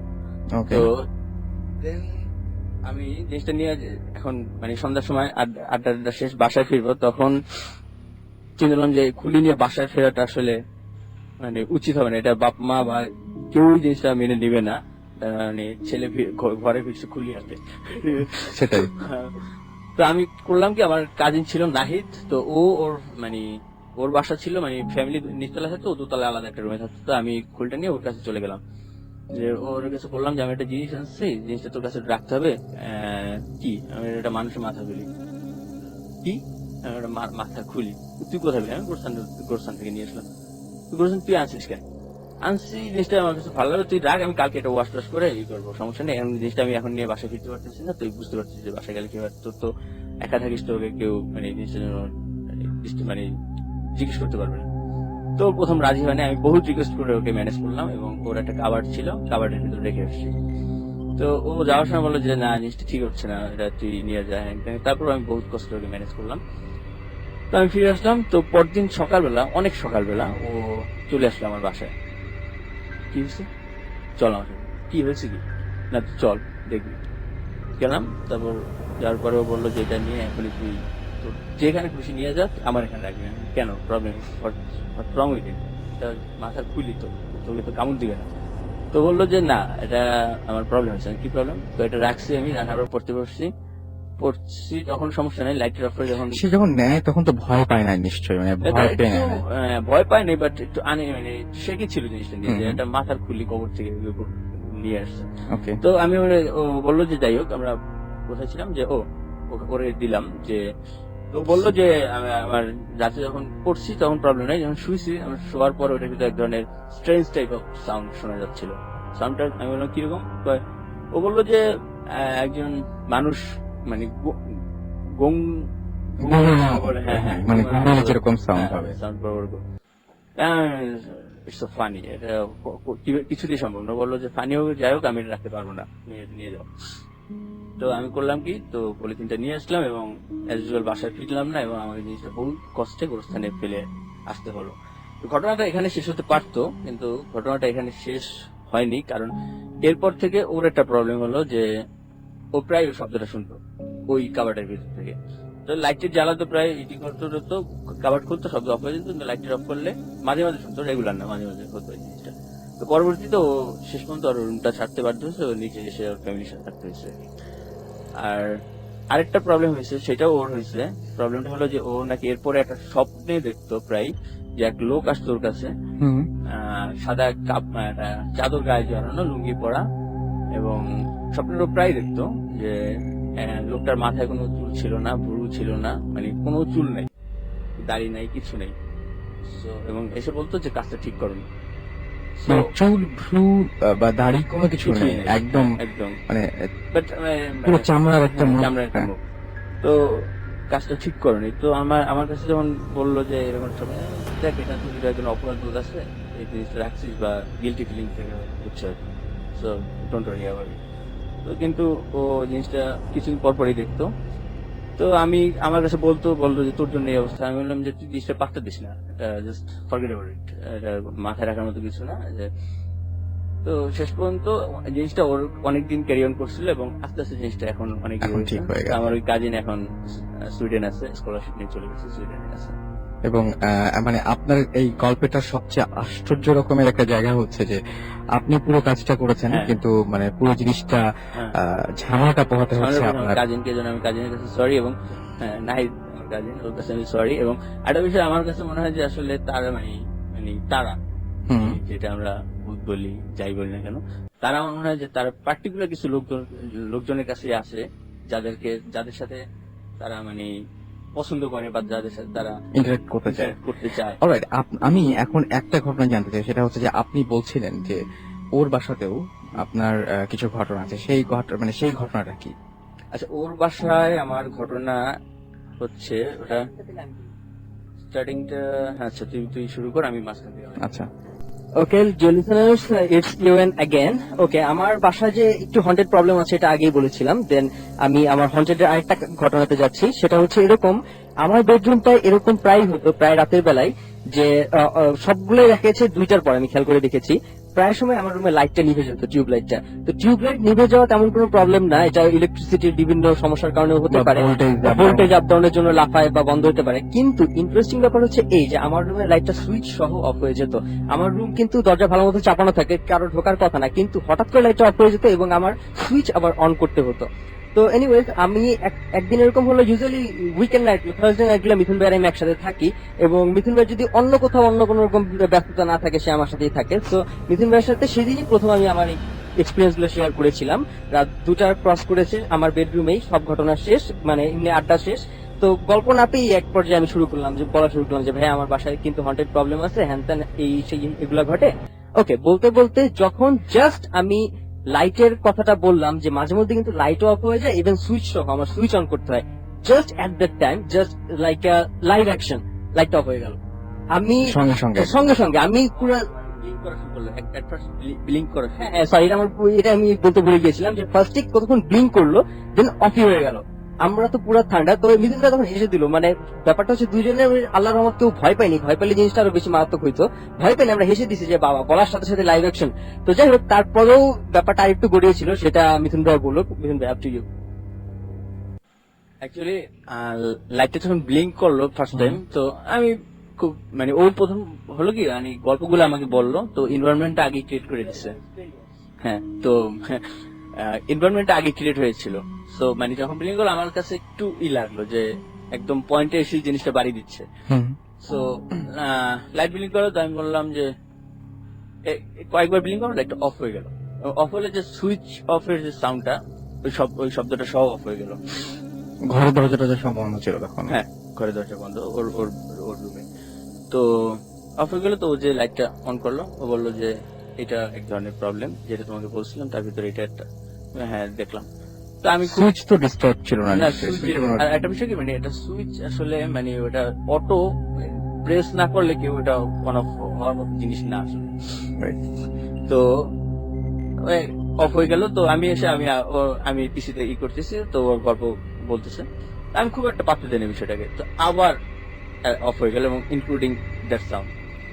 তো এবার আমি মোটামুটি হলাম যে আবার লাইটটা জ্বালাই দিল। তো আবার কথা বলছি, এবার একটু টাইম নিল, থার্ড টাইম আবার অফ।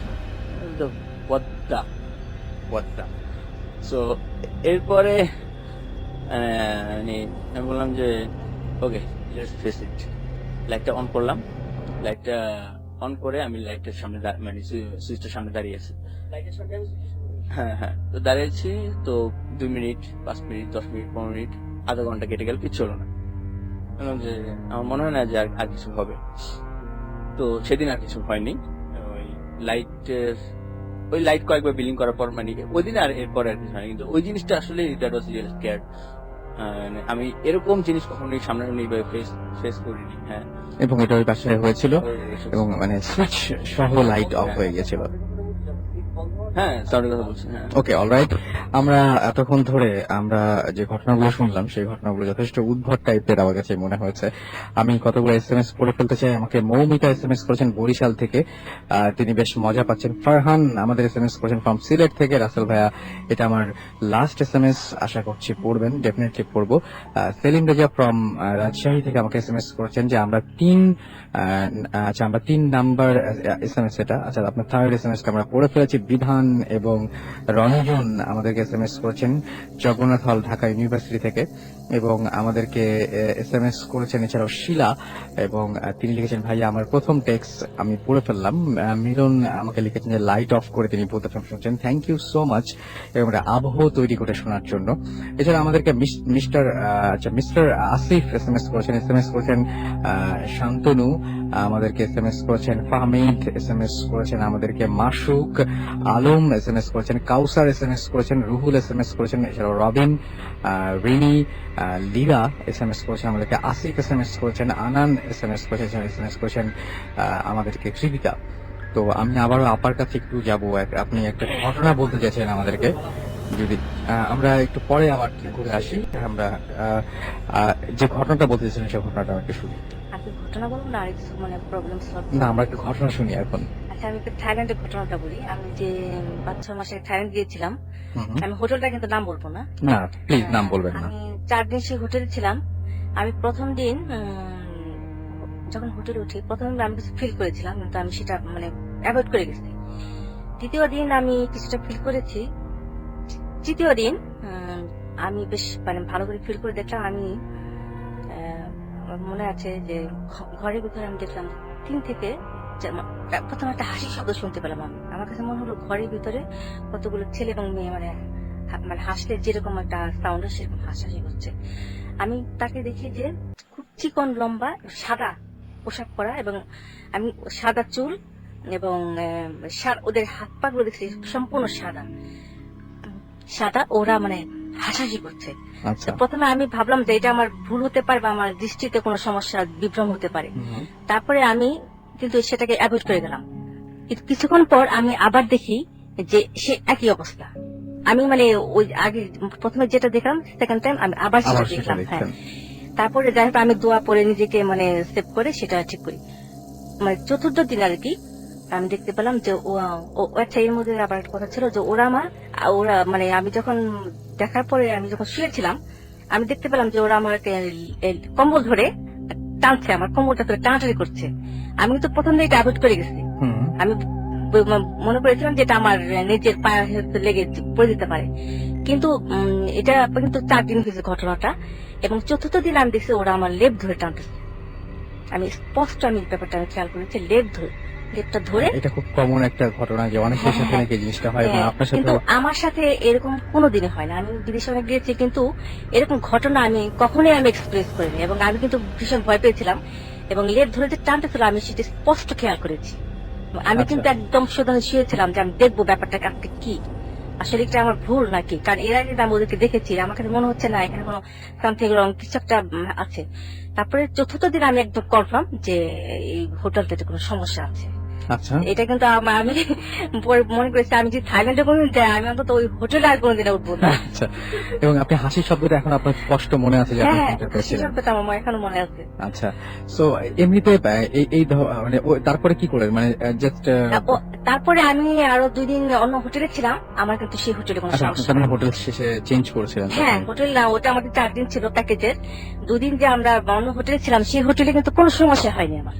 আচ্ছা, বাট ওই হোটেলটা হ্যাঁ, সমস্যা ওই হয়েছিল। হোটেলটা আমার খুবই সমস্যা হয়েছিল, 4 দিনে Alright. সমস্যা হয়েছিল। Alright. কিন্তু আমার হাজবেন্ড আমার বাচ্চা কিন্তু এটা জানে না, কারণ ওদেরকে আমি বলি না, ওরা ভয় পেতে ভয় পেতে পারে। আজকে হয়তো ওরা শুনছে। হ্যাঁ, ডেফিনেটলি। আমাদের সাথে আরো একজন গেস্ট রয়েছেন, আমরা তার কাছ থেকে ছোট্ট একটা ঘটনা শুনবো, একটু ছোট করে, যেহেতু আমাদের অনেক এখনো ঘটনা এবং অনেক গেস্ট এখনো ওয়েট করছেন। সো আপনার নামটা একটু বলুন প্লিজ। ভাইয়া সাকিব, ড্যাফোডিলে আছি। ওকে, তো আপনার ঘটনাটা চলে যায় একদম কক্সবাজারের একটা ঘটনা ঘটেছিল, আপনি বলেছিলেন। জি ভাইয়া, কক্সবাজারে এটা 2009 এর দিকে, হুম, 9 এর দিকে। তো তখন আমার একজন আঙ্কেল মানে somehow একটা ভালো একটা প্রাইভেট এয়ারের বিয়েতে চিফ ছিলেন। তো আমরা 4 ফ্রেন্ড মিলে ওখানে ঘুরতে গেছি। তো ঘুরতে যাওয়ার পর ফাইনালি যেটা হলো যে মানে আমরা প্রথম 3 দিন খুব ভালোভাবেই মানে অনেক মাস্তি করছি, অনেক কিছু করছি, ফান টান যত কিছু ছিল, সেন্ট মার্টিন টার্টিন যত কিছু ছিল সবকিছু ঘোরা টোরা শেষ। তো বাসায় আঙ্কেল বললো যে তোমরা বাইরে হোটেল থাকবে কেন, আমার এখানে এসে থাকো। ফাইন। তো ওখানে আমরা চলে আসছি। আসার পর ফার্স্ট নাইট বিকালবেলা আমরা ঘুরতে বেরিয়েছি। সামনে একটা ইয়ে ছিল, ওয়াচ টাওয়ার ছিল। তো ওয়াচ টাওয়ারটা দেখে আমার একটু ইয়ে হলো যে চল গিয়ে দেখে আসি। তো আমরা 4 ফ্রেন্ড মিলে গেলাম, উঠলাম। ওয়াচ টাওয়ারে উঠার সময় একটা জিনিস দেখলাম যে একজন মহিলা পাহাড়ের নিচে বসা, মোটামুটি বেশ বয়স 80 বা 90 প্লাস এরকম হবে। তো আমরা ওখানে প্রায় 1-1.5 ঘন্টা কাটাইছি। সন্ধ্যা মাগরিবের আজান টাজান হয়ে গেছে, আমরা নামতেছি। আচ্ছা, নামার সময় দেখলাম ঠিক সেম প্লেসেই বসা, ওখানেই বসে আছে। আচ্ছা, তো ফাইন, ব্যাপারটা ওটা গুরুত্ব দেয়নি, চলে আসছি। এরপর আমরা ঘুরলাম হোটেলে ফিরলাম প্রায় 11টার মতো বাজে। হোটেলে যখন ঢুকতেছি তখন দেখলাম যে ঠিক সেই একই ড্রেস, একই মানুষ, মানে জাস্ট হোটেলের বাইরে গেটে বসা, সেই একই মানুষকে একই। আপনি আবারও দেখছেন। আবার থার্ড টাইম। তো ফাইন, আমি ভাবছি যে বেগার টেগার কিছু একটা হবে, হোটেলের সামনে এসে বসছে, অথবা কেউ বেরোলে কিছু চাইবে। বাট এই যে থার্ড টাইম 3বার আমার সাথে দেখা হলো, একবার সে কোনো সাউন্ডও করে নাই, বা নর্মালি ভিক্ষুকরা যা করে যে বাবা 1 টাকা দেন, 2 টাকা দেন, এই টাইপের কোনো সাউন্ড তার মুখ থেকে বের হয় না, কোনো Alright. কিছুই না।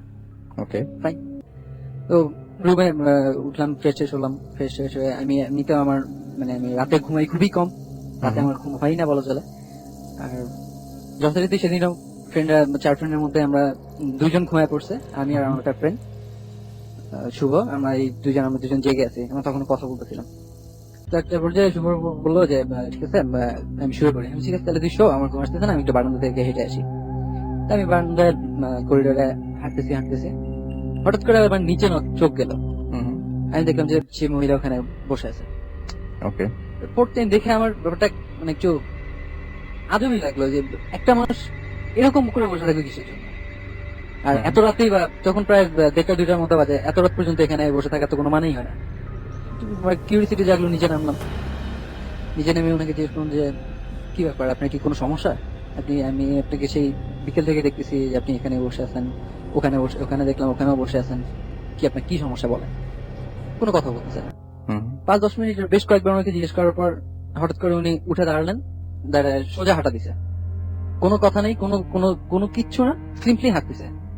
এটা মেইন রোডের দিকে, হাইওয়ের দিকে যাচ্ছে। আচ্ছা, তা আমার একটু ব্যাপারটা একটু ডাউট হলো যে কি ব্যাপার, প্রবলেম কি, কি বেগার টেগার হইতো তাহলে তো অ্যাটলিস্ট কিছু একটা বলতো, But কিছু বলতেছে না। তা আমি ওনার পিছু পিছু হাঁটতেছি, প্রায় মানে হাফ কিলোর বেশি, সরি হাফ মাইলের বেশি আমি ওনার পিছন পিছন হাঁটতেছি।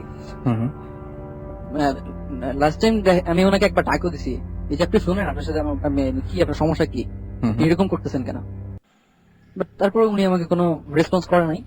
তো একটা পর্যায়ে যেটা দেখলাম যে হুক করে ভ্যানিশ, এই মাত্র আমার চোখের সামনে আছে, আমি আপনার চোখের সামনে দেখলেন যে- পাতাও ব্লিঙ্ক করিনি, বাট ভ্যানিশ। মানে আপনি দেখেন যে হঠাৎ করে নাই নাই, হয়ে গেল, মানে নাই একদম একদম নাই। চোখের সামনে। এটা আমি অনেকবার শুনেছি, কিন্তু আমার কোনোদিন বিশ্বাস করতে খুব কষ্ট হয়। বাট আপনি বলছেন যেটা আপনি নিজে এক্সপেরিয়েন্স করেছেন, চোখের সামনে দেখেছেন ভ্যানিশ হয়ে যেতে। তারপরে কি হলো? কোয়েট আনবিলিভেবল, বিকজ আমি আমার আশেপাশে যা ছিল, মানে পাশে মেইন রোডের পাশে নরমালি ঝোপঝাড় থাকে, ওই জায়গাটায় কিছুই ছিল না, কোনো ঝোপঝাড় ছিল না, কিছু ছিল না যে গিয়ে ঢুকে পড়বে কিছুর ভিতর, সেরকম না। হঠাৎ করে একটা মানুষ হারিয়ে হঠাৎ গেল। করে একটা মানুষ কুয়াশা হারিয়ে ছিল গেল। ওই সময়? না, কুয়াশা ছিল না, কুয়াশাও ছিল না। তখন শীতকাল ছিল না। ওকে, তারপরে? তো দেন মানে জিনিসটা দেখে আমি একটু মানে স্কেয়ার্ড হয়ে গেছি। তারপরে কি হলো? তো তারপর যেটা হলো যে দেখলাম যে মানে রাস্তার উপর দিয়ে, ওটা নর্মালি আমরা এটা গ্রামে এটাকে বেজি বলা হয়, এটা জাস্ট দুইবার রোডটা ক্রস করলো। এটা দেখে আমার জিনিসটা ভালো লাগে না টোটালি।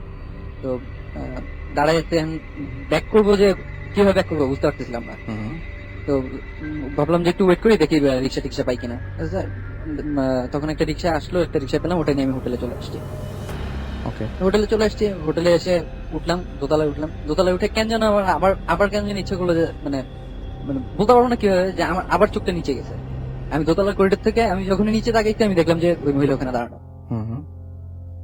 দেখে আমি মানে জাস্ট স্ট্যাচু হয়ে গেছে। আমার ফ্রেন্ড ওটা মানে যে শুভ, ও ঘুম থেকে মানে রুম থেকে বেরোয় আসছে, এসে বলছে কি ব্যাপার তুই এখানে দাঁড়াইছিস কেন।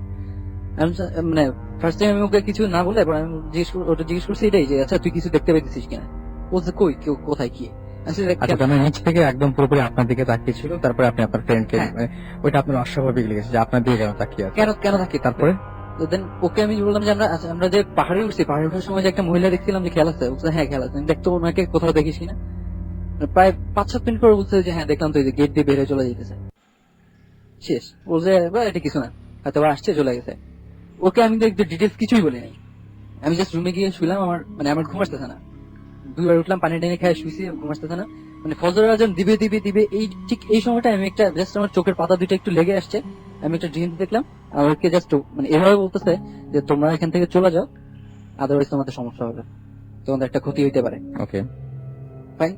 আমার সাথে সাথে ঘুমিয়ে গেছে, আমি উঠে বসে গেছি। আমি আর রাতে তখন আর কিছু বলি না। সকালবেলা যখন ব্রেকফাস্ট করতেছি তখন বললাম যে এরকম আমি কালকে রাতে এরকম একটা ড্রিম দেখছি, যে আমাকে জাস্ট ওয়ার্ন করতেছে যে আমরা এখান থেকে চলে যেতে, নাহলে ক্ষতি হবে। তো ওরা আমার বাকি যে দুটো ফ্রেন্ড ছিল, ওরা কেউ ওটা বিলিভ করা নাই, বলে যে তুই তোর হয়তো অন্য কোনো প্রবলেম আছে জন্য তুই বলতেছিস। আর ঠিক আছে, তো যাইতে যদি হয় তাহলে তোরা চলে যা, আমরা যাচ্ছি না, আমরা থাকবো। ফাইন। আমি আর শুভ আমরা ব্যাক করছি ঢাকায়, ব্যাক করছি, ওরা ঠিক গেছে।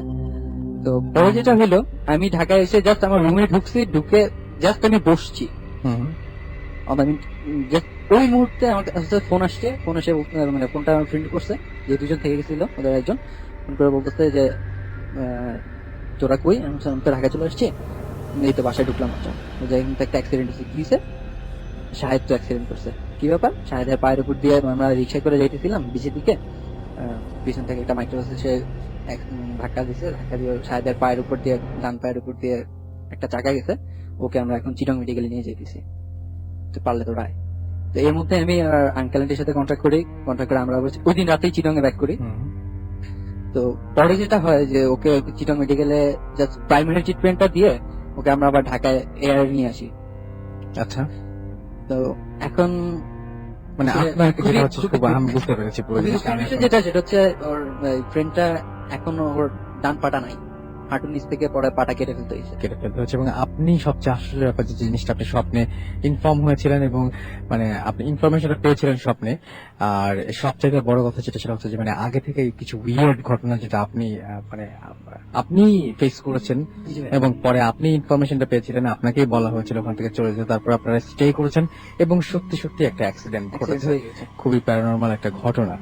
এনিওয়েজ, আপনাদেরও নিশ্চয়ই এরকম ঘটনা রয়েছে, আর যদি এরকম কোনো ঘটনা থাকে তাহলে আমার সাথে শেয়ার করতে হলে এসএমএস ফেললাম আমি। আপনার কাছে একটা ছোট্ট ঘটনা আছে, আর তাছাড়াও আরো 2টা ঘটনা আছে ওয়ার্ল্ড কাপের, সেই 2টো ঘটনা আমরা শুনবো। আপনাকে দিয়ে শুরু করি, ছোট্ট ঘটনাটা আমরা শেয়ার করে ফেলি, তারপরে ওইদিকে যাই। একটা ঘটনা হয়েছিল, আমি যখন পেশাবে ট্রিটমেন্টে ছিলাম তখন আমি সেখানে গিয়েছিলাম একবার। তখন আমার সাথে একজন মাঝ বয়সী একজন মহিলা দেখা হয়েছিল। তো উনি খুব সিক ছিলেন। তা আমি তাকে বলছিলাম যে খালা আপনার কি হয়েছে, তখন উনি আমাকে যে ঘটনাটা বললেন আমার কাছে সত্যি উইয়ার্ড মনে হয়েছে।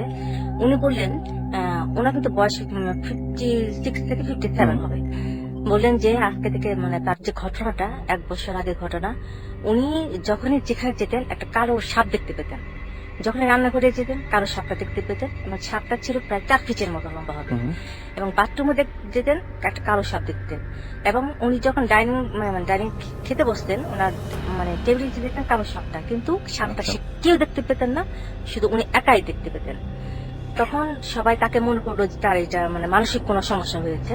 কিন্তু উনি যখন সাপটা দেখতে পেতেন তখন কিন্তু চিৎকার করতেন সাপ সাপ বলে, কিন্তু কেউ তখন সবাই চেক করে দেখতো বা লাঠি নিয়ে আসতো, দেখতো কোনো সাপ নেই। কিন্তু যখন তার কথা কেউ বিশ্বাস করলো না, তখন উনি এত বেশি দেখা শুরু করলেন সেই কালো সাপটাকে, পরে তাকে একজন সাইকোলজিস্টের কাছে নিয়ে যাওয়া হয়। উনি আমাকে যেটা বলেছেন আর কি, সাইকোলজিস্ট তাকে যে ট্রিটমেন্ট দিলেন, স্লিপিং পিলের খাওয়ার ঘুমের ওষুধ দিলেন আর কি। যাই হোক, উনি তারপরে কিছুদিন সুস্থ ছিলেন, 1 মাসের মতো সুস্থ ছিলেন, কিন্তু তারপর আবার সেই প্রবলেমটা আবার দেখা যায়। উনি বললেন যে একবার উনি দেখলেন তখন নাকি 3টা বাজে দুপুর, খাটে বেডে শুয়েছিলেন, উনি স্পষ্ট দেখতে পাচ্ছেন যে কিছু একটা তার শরীর বেয়ে উঠে আসছে। উনি এটা খুব ফিল করছেন। কিছুক্ষণ পর তাকে দেখেন যে সেই কালো রঙের সাপটা তার দিকে ঠিক ও শরীর বেয়ে উঠে আসছে এবং বুকের কাছে ঠিক ফড়াটা ধরে আছে। উনি এটা দেখে তো সেন্স হয়ে যান। পরে যখন তাদের যে ফ্যামিলি মেম্বার ছিল তাদেরকে বলেন, তারা কেউ এটা বিশ্বাস করলো না, বলে তোমার এটা হতেই পারে না, এরকম ভুল হতে পারে একদম। তারপর নেক্সট দিন আর কি উনি বললেন যে পরের দিন যে ঘটনা হয়েছিল সেটা খুব বেশি ভয়ঙ্কর। সেই সাপটা তার পুরো বডিটাকে পেঁচিয়ে ধরে রেখেছিল। উনি এটা দেখতে পেরে তারপরে উনি সেদিন পরের দিন আবার শেষ হয়ে যান। তখন তার ফ্যামিলি মেম্বাররা চিন্তা করলো যে এরকম একটা মাঝ বয়সী মহিলা, উনি তো এত এরকম কেন করছেন, নিশ্চয়ই কোনো ঘটনা আছে। তারপরে যখন ওই হুজুর কাছে নিয়ে যান, আমাদের কুমিল্লা যে হুজুরের কথা বললাম, তখন হুজুর বললেন যে এটা ছিল একটা দুষ্ট জিন। আমি আপা এটা এই ঘটনাটা এরকম ঠিক না, তবে এরকম কাছাকাছি একটা ঘটনা শুনেছিলাম যে আরেকজনের কাছে, যে তিনিও নাকি এরকম মাঝে মাঝে সাপ দেখতে পেতেন, এবং তার বাসার লোকজন পরে বলেছিল যে না এরকম এই জিন সাপ এই ব্যাপারটা কেমন যেন একটা আছে। থ্যাংক ইউ আপা, অনেক কষ্ট করে অনেক দূর থেকে আসেন, আমাদের ঘটনাগুলো জানালেন, থ্যাংক ইউ সো মাচ। আমরা পরবর্তী ঘটনায় যাব। আজকে সময় আসলে খুব কম, আজকে সবাই আবার রোজাও রেখেছেন, একটু পরে সেহরি, সুতরাং সবাই আবার আবারও রোজা রাখবেন কালকে। সো সবাই অনেক টায়ার্ড বোধহয়, আমরা শেষ করি। প্লিজ আপনার ঘটনা একটু বলবেন। Okay dear listeners, it's you and again. ঘটনাটা শোনার আগে জাস্ট আমি ছোট্ট 10 সেকেন্ডস টাইম নিয়ে এটা বলার জন্য, কারণ আমি লিসেনারদের বলেছিলাম যে আমি তাদের দেখার একটা সুযোগ করে দিব। তো লিসেনাররা যদি চান, আমি যে জার্সিটার কথা বলেছি আপনারা দেখতে পারেন, আমাদের ফেসবুকে পেজ আছে the scorpion, simply TAG space SCORPIONS, the scorpions দিয়ে সার্চ দিলে আপনারা একটা ক্রিকেট টিমের পেজ পাবেন। সেখানে ঢুকলে আপনারা আমাদের জার্সি ডিজাইনটা দেখতে পাবেন, এবং এটা সেই ডিজাইন যেটা প্যারানর্মাল ভাবে এসেছিল এবং যেটার কথা আমি বলেছিলাম। এনিওয়েজ, আমি আমার পরের ঘটনায় চলে যাচ্ছি। এটা হয়েছে গত বছর 2010 সালে ফুটবল ওয়ার্ল্ড কাপের সময়, যখন একেবারে পুরা বাংলাদেশ ওয়াকা ওয়াকা ব্রাজিল আর্জেন্টিনার ফ্ল্যাগ এবং ভুবুজেলার সাউন্ড, এই 3টার বাইরে কিছুই ছিল না, এরকম একটা সময়। তো স্বাভাবিক আমি আমার ছোট বোন অধরার জন্য একটা ভুবুজেলা কিনলাম, ছোট সাইজের ভুবুজেলা। আমরা বাজাতাম, ঠিক আছে, বাট ভুবুজেলাটা রাতে আমার বাসায় থাকতো, আমার রুমে থাকতো অ্যাকচুয়ালি। তো আমার রুমে থাকতো, ওকে ফাইন। তো ভুবুজেলার সমস্যাটা ছিল রাত্রেবেলা নিজে নিজে হঠাৎ করে বেজে উঠতো, 3বার বেজেছিল। 3rd টাইম বাজার পরে আমি এটা ঘর থেকে বের করে দিয়েছিলাম। ফার্স্ট নাইটে আমি ঘুমানোর জন্য শুয়েছি, রাত 3টার পরে লাইটস অফ, ভুবুজেলা হঠাৎ করে বেজে উঠলো। ওকে, আমি ফার্স্টে মনে করেছি এটা মনের ভুল, সেকেন্ড টাইম সেটাই বেশি চান্স মনের ভুল হওয়ার চান্স বেশি। আমি চাচ্ছিলাম যে মনের ভুলই হোক, কারণ আমি তো বলেছি আমি ভূতে বিশ্বাস করি না, আমি সবসময় একটা ব্যাখ্যা বের করার চেষ্টা করি। মনের ভুল মনে করলাম। 2বার 3বার যখন বাজলো তখন আমি উঠলাম এবং উঠে গিয়ে লাইটটা জ্বালালাম। লাইট জ্বালানোর পর আর বাজলো না। আমি নিজে তখন একটু বাজায় দেখলাম যে না, বাজানোর জন্য বেশ জোরে ফু দেওয়া লাগতেছে, ব্লোটা একটু বেশি করতে হচ্ছে। আসলে এত সহজ না এটা, এত ইজিলি বাজা। ওকে, দেন সেদিন রাত্রে লাইট অফ করে শুইলাম, সেদিন রাত্রে আর কিছু ঘটেনি। তো ওই রাতের পরে, ঠিক পরের রাতে না, 3-4 দিন পরের রাতে সেম ঘটনা। 3-4 পরে আমি শুয়েছি, লাইট অফ, এরকম ভুবুজেলা 3-4 বার বাজলো, আমি উঠলাম, লাইট জ্বালালাম, লাইট জ্বালাইলে আর বাজতেছে না। বাট থার্ড টাইম যখন বাজলো, এটার মধ্যে কোনো ধারাবাহিকতা ছিল না যে পরের দিন বাজে বা 2 দিন পর পর বাজে, তা না, হঠাৎ হঠাৎ বাজে। বাট ওয়ার্ল্ড কাপ চলাকালীন সময় মেবি এই থার্ড টাইমটা বেজেছিল সেমিফাইনালের সময়, ওই দিন মেবি উরুগুয়ের ম্যাচ ছিল। এনিওয়েজ, তো ওই ম্যাচের শেষের পর আমি রাতের বেলা সেদিন মুভি দেখছিলাম। তো সেদিন রাত্রে একটু বেশি ছিল, রাত 4টার কাছাকাছি ছিল সময়, এবং সেদিন রুমে লাইটও জ্বলছিল। তো হঠাৎ করে ভুবুজেলা বাজা শুরু করলো, এবং আমি পিছে তাকিয়ে, আমার পরের টেবিলের উপরে ভুবুজেলা ছিল, তাকিয়ে দেখলাম যে ভুবুজেলাটা বাজতেছে।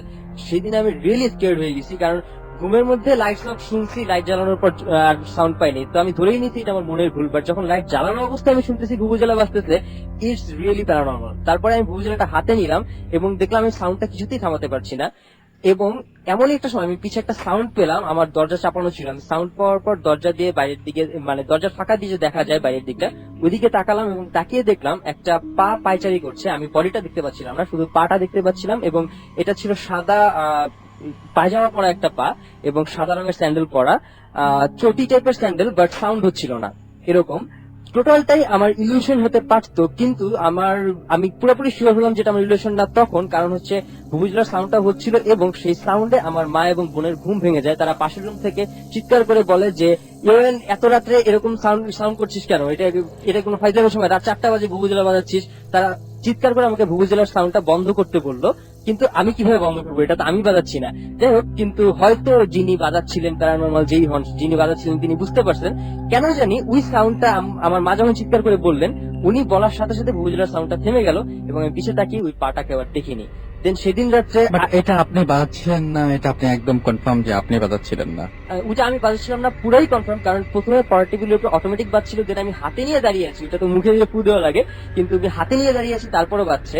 আর পা যে দেখেছি ওইটাও মানে একটা পুরুষ মানুষের পা, কিন্তু ওইটা হওয়ার কথা ছিল না, কারণ হচ্ছে সেদিন তখন ওই সময়টা আমার বাবা দেশের বাড়িতে ছিলেন, তো ঘরে কোনো পুরুষ মানুষ ছিল না আমি ছাড়া, আর ডেফিনেটলি পা তো আমার পা ছিল না। তো যাই হোক, তো আমার ওই দিন রাত্রে টু বি অনেস্ট আমি সত্যি খুব ভয় পেয়ে গিয়েছিলাম, এবং আমার কাছে মনে হয়েছিল যে এই ভুবুজেলাটা ঘরে রাখা ঠিক হবে না। আবার এরকম চিন্তা হচ্ছিল এটা ডাস্টবিনে ফেলে দেওয়া বা ভেঙে ডিস্ট্রয় করা, সুপারস্টিশন বলেন যাই বলেন, একটু কুসংস্কার কাজ করছিল এরকম, যে আমার মনে হচ্ছিল এটাকে ডাস্টবিনে ফেলানো বা ভেঙে ফেলাটা অশুভ হবে, আমার জন্য ভালো হবে না।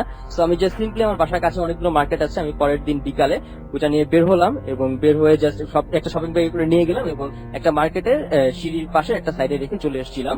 বাট ইউজুয়ালি ফিল্ম হলে যেটা হইতো, ফিল্ম বা নাটক হলে আমরা বাসা আসার পর দেখলাম আবার ভুবুজেলা আমার পড়ার টেবিলের উপরে, বাট যেহেতু এটা রিয়েলিটি, তো ফিল্মি স্টাইলে ওইটা আমার পড়ার টেবিলের উপরে ব্যাক করে নাই, ওই যে মার্কেটের ওখানে রেখে আসছি ওইটা ওইখানেই ছিল। বাসায় আসার পর আর ভুবুজেলা আপনি একটা অদ্ভুত স্বপ্ন দেখেছিলেন ওয়ার্ল্ড কাপের সময়? হ্যাঁ, আরেকটা সেটা হচ্ছে এই বছর ক্রিকেট ওয়ার্ল্ড কাপের সময় আমি একটা ক্রিকেট ফ্রিক, ঠিক আছে, তো স্বপ্ন দেখতেই পারতাম, এটা ওয়ার্ল্ড কাপ ফাইনালের আগের দিন স্বপ্ন দেখতে পারতাম, এবং ওকে এটা স্বপ্ন ঠিক ছিল, কিন্তু সমস্যা হচ্ছে গিয়ে স্বপ্নটা পরের দিন মিলে গিয়েছিল। আমি ওয়ার্ল্ড কাপ ফাইনালের আগের দিন স্বপ্ন দেখেছিলাম এরকম যে আমার ফ্রেন্ড আসার কথা ছিল, আমার ইনস্টিটিউটের ফ্রেন্ড রাফি নাম, ওর আসার কথা ছিল। তো ও আসছে, আমরা খেলা দেখতেছি, দেন শ্রীলঙ্কা আগে ব্যাটিং করলো, ইন্ডিয়া পরে ব্যাটিং এ নামলো, 31 রানে সচিন, ইন্ডিয়ার রান যখন 31 তখন সচিন আউট হলো, এরকম টোটালটা দেখলাম। ওকে, ঠিক সচিন আউট হলো, 31 রান ইন্ডিয়া, তখন আমার বাসায় কারেন্টটা চলে গিয়েছিল এবং আমরা খুব বিরক্তি, ম্যান এরকম একটা এক্সপ্রেশন দিচ্ছিলাম। এই সময় আমার ঘুমটা ভেঙে যায় এবং আমি উঠে বসি, এবং অবাক ঘটনা হচ্ছে, আচ্ছা আমি বুঝে নিলাম ওকে এটা আমার স্বপ্ন, কিন্তু সেই দিন ইন টাইম রাফি ঠিকই আসলো, আসার কথা ছিল শুধু রাফির, কিন্তু আমি অবাক হইলাম এই কারণ হচ্ছে আমি স্বপ্নে দেখেছিলাম রাফি সাথে করে তার কাজিন সম্রাটকে নিয়ে এসেছে, এবং পরের দিনও সত্যি সত্যি রাফি তার কাজিন সম্রাটকে নিয়ে এসেছে, এবং স্বপ্নে আমি রাফিকে যেই গেঞ্জিটা পরা দেখেছিলাম, ব্ল্যাক কালার, ওর DNG লেখা একটা গেঞ্জি আছে, ওই গেঞ্জিটা পরে সে এসেছিল। আমি তারপরে তাকে কিছুই বলিনি, আমরা খেলা দেখা শুরু করলাম। অবাক হয়ে দেখলাম স্বপ্নের মধ্যে শ্রীলঙ্কায় এগিয়ে ব্যাটিং করতেছে।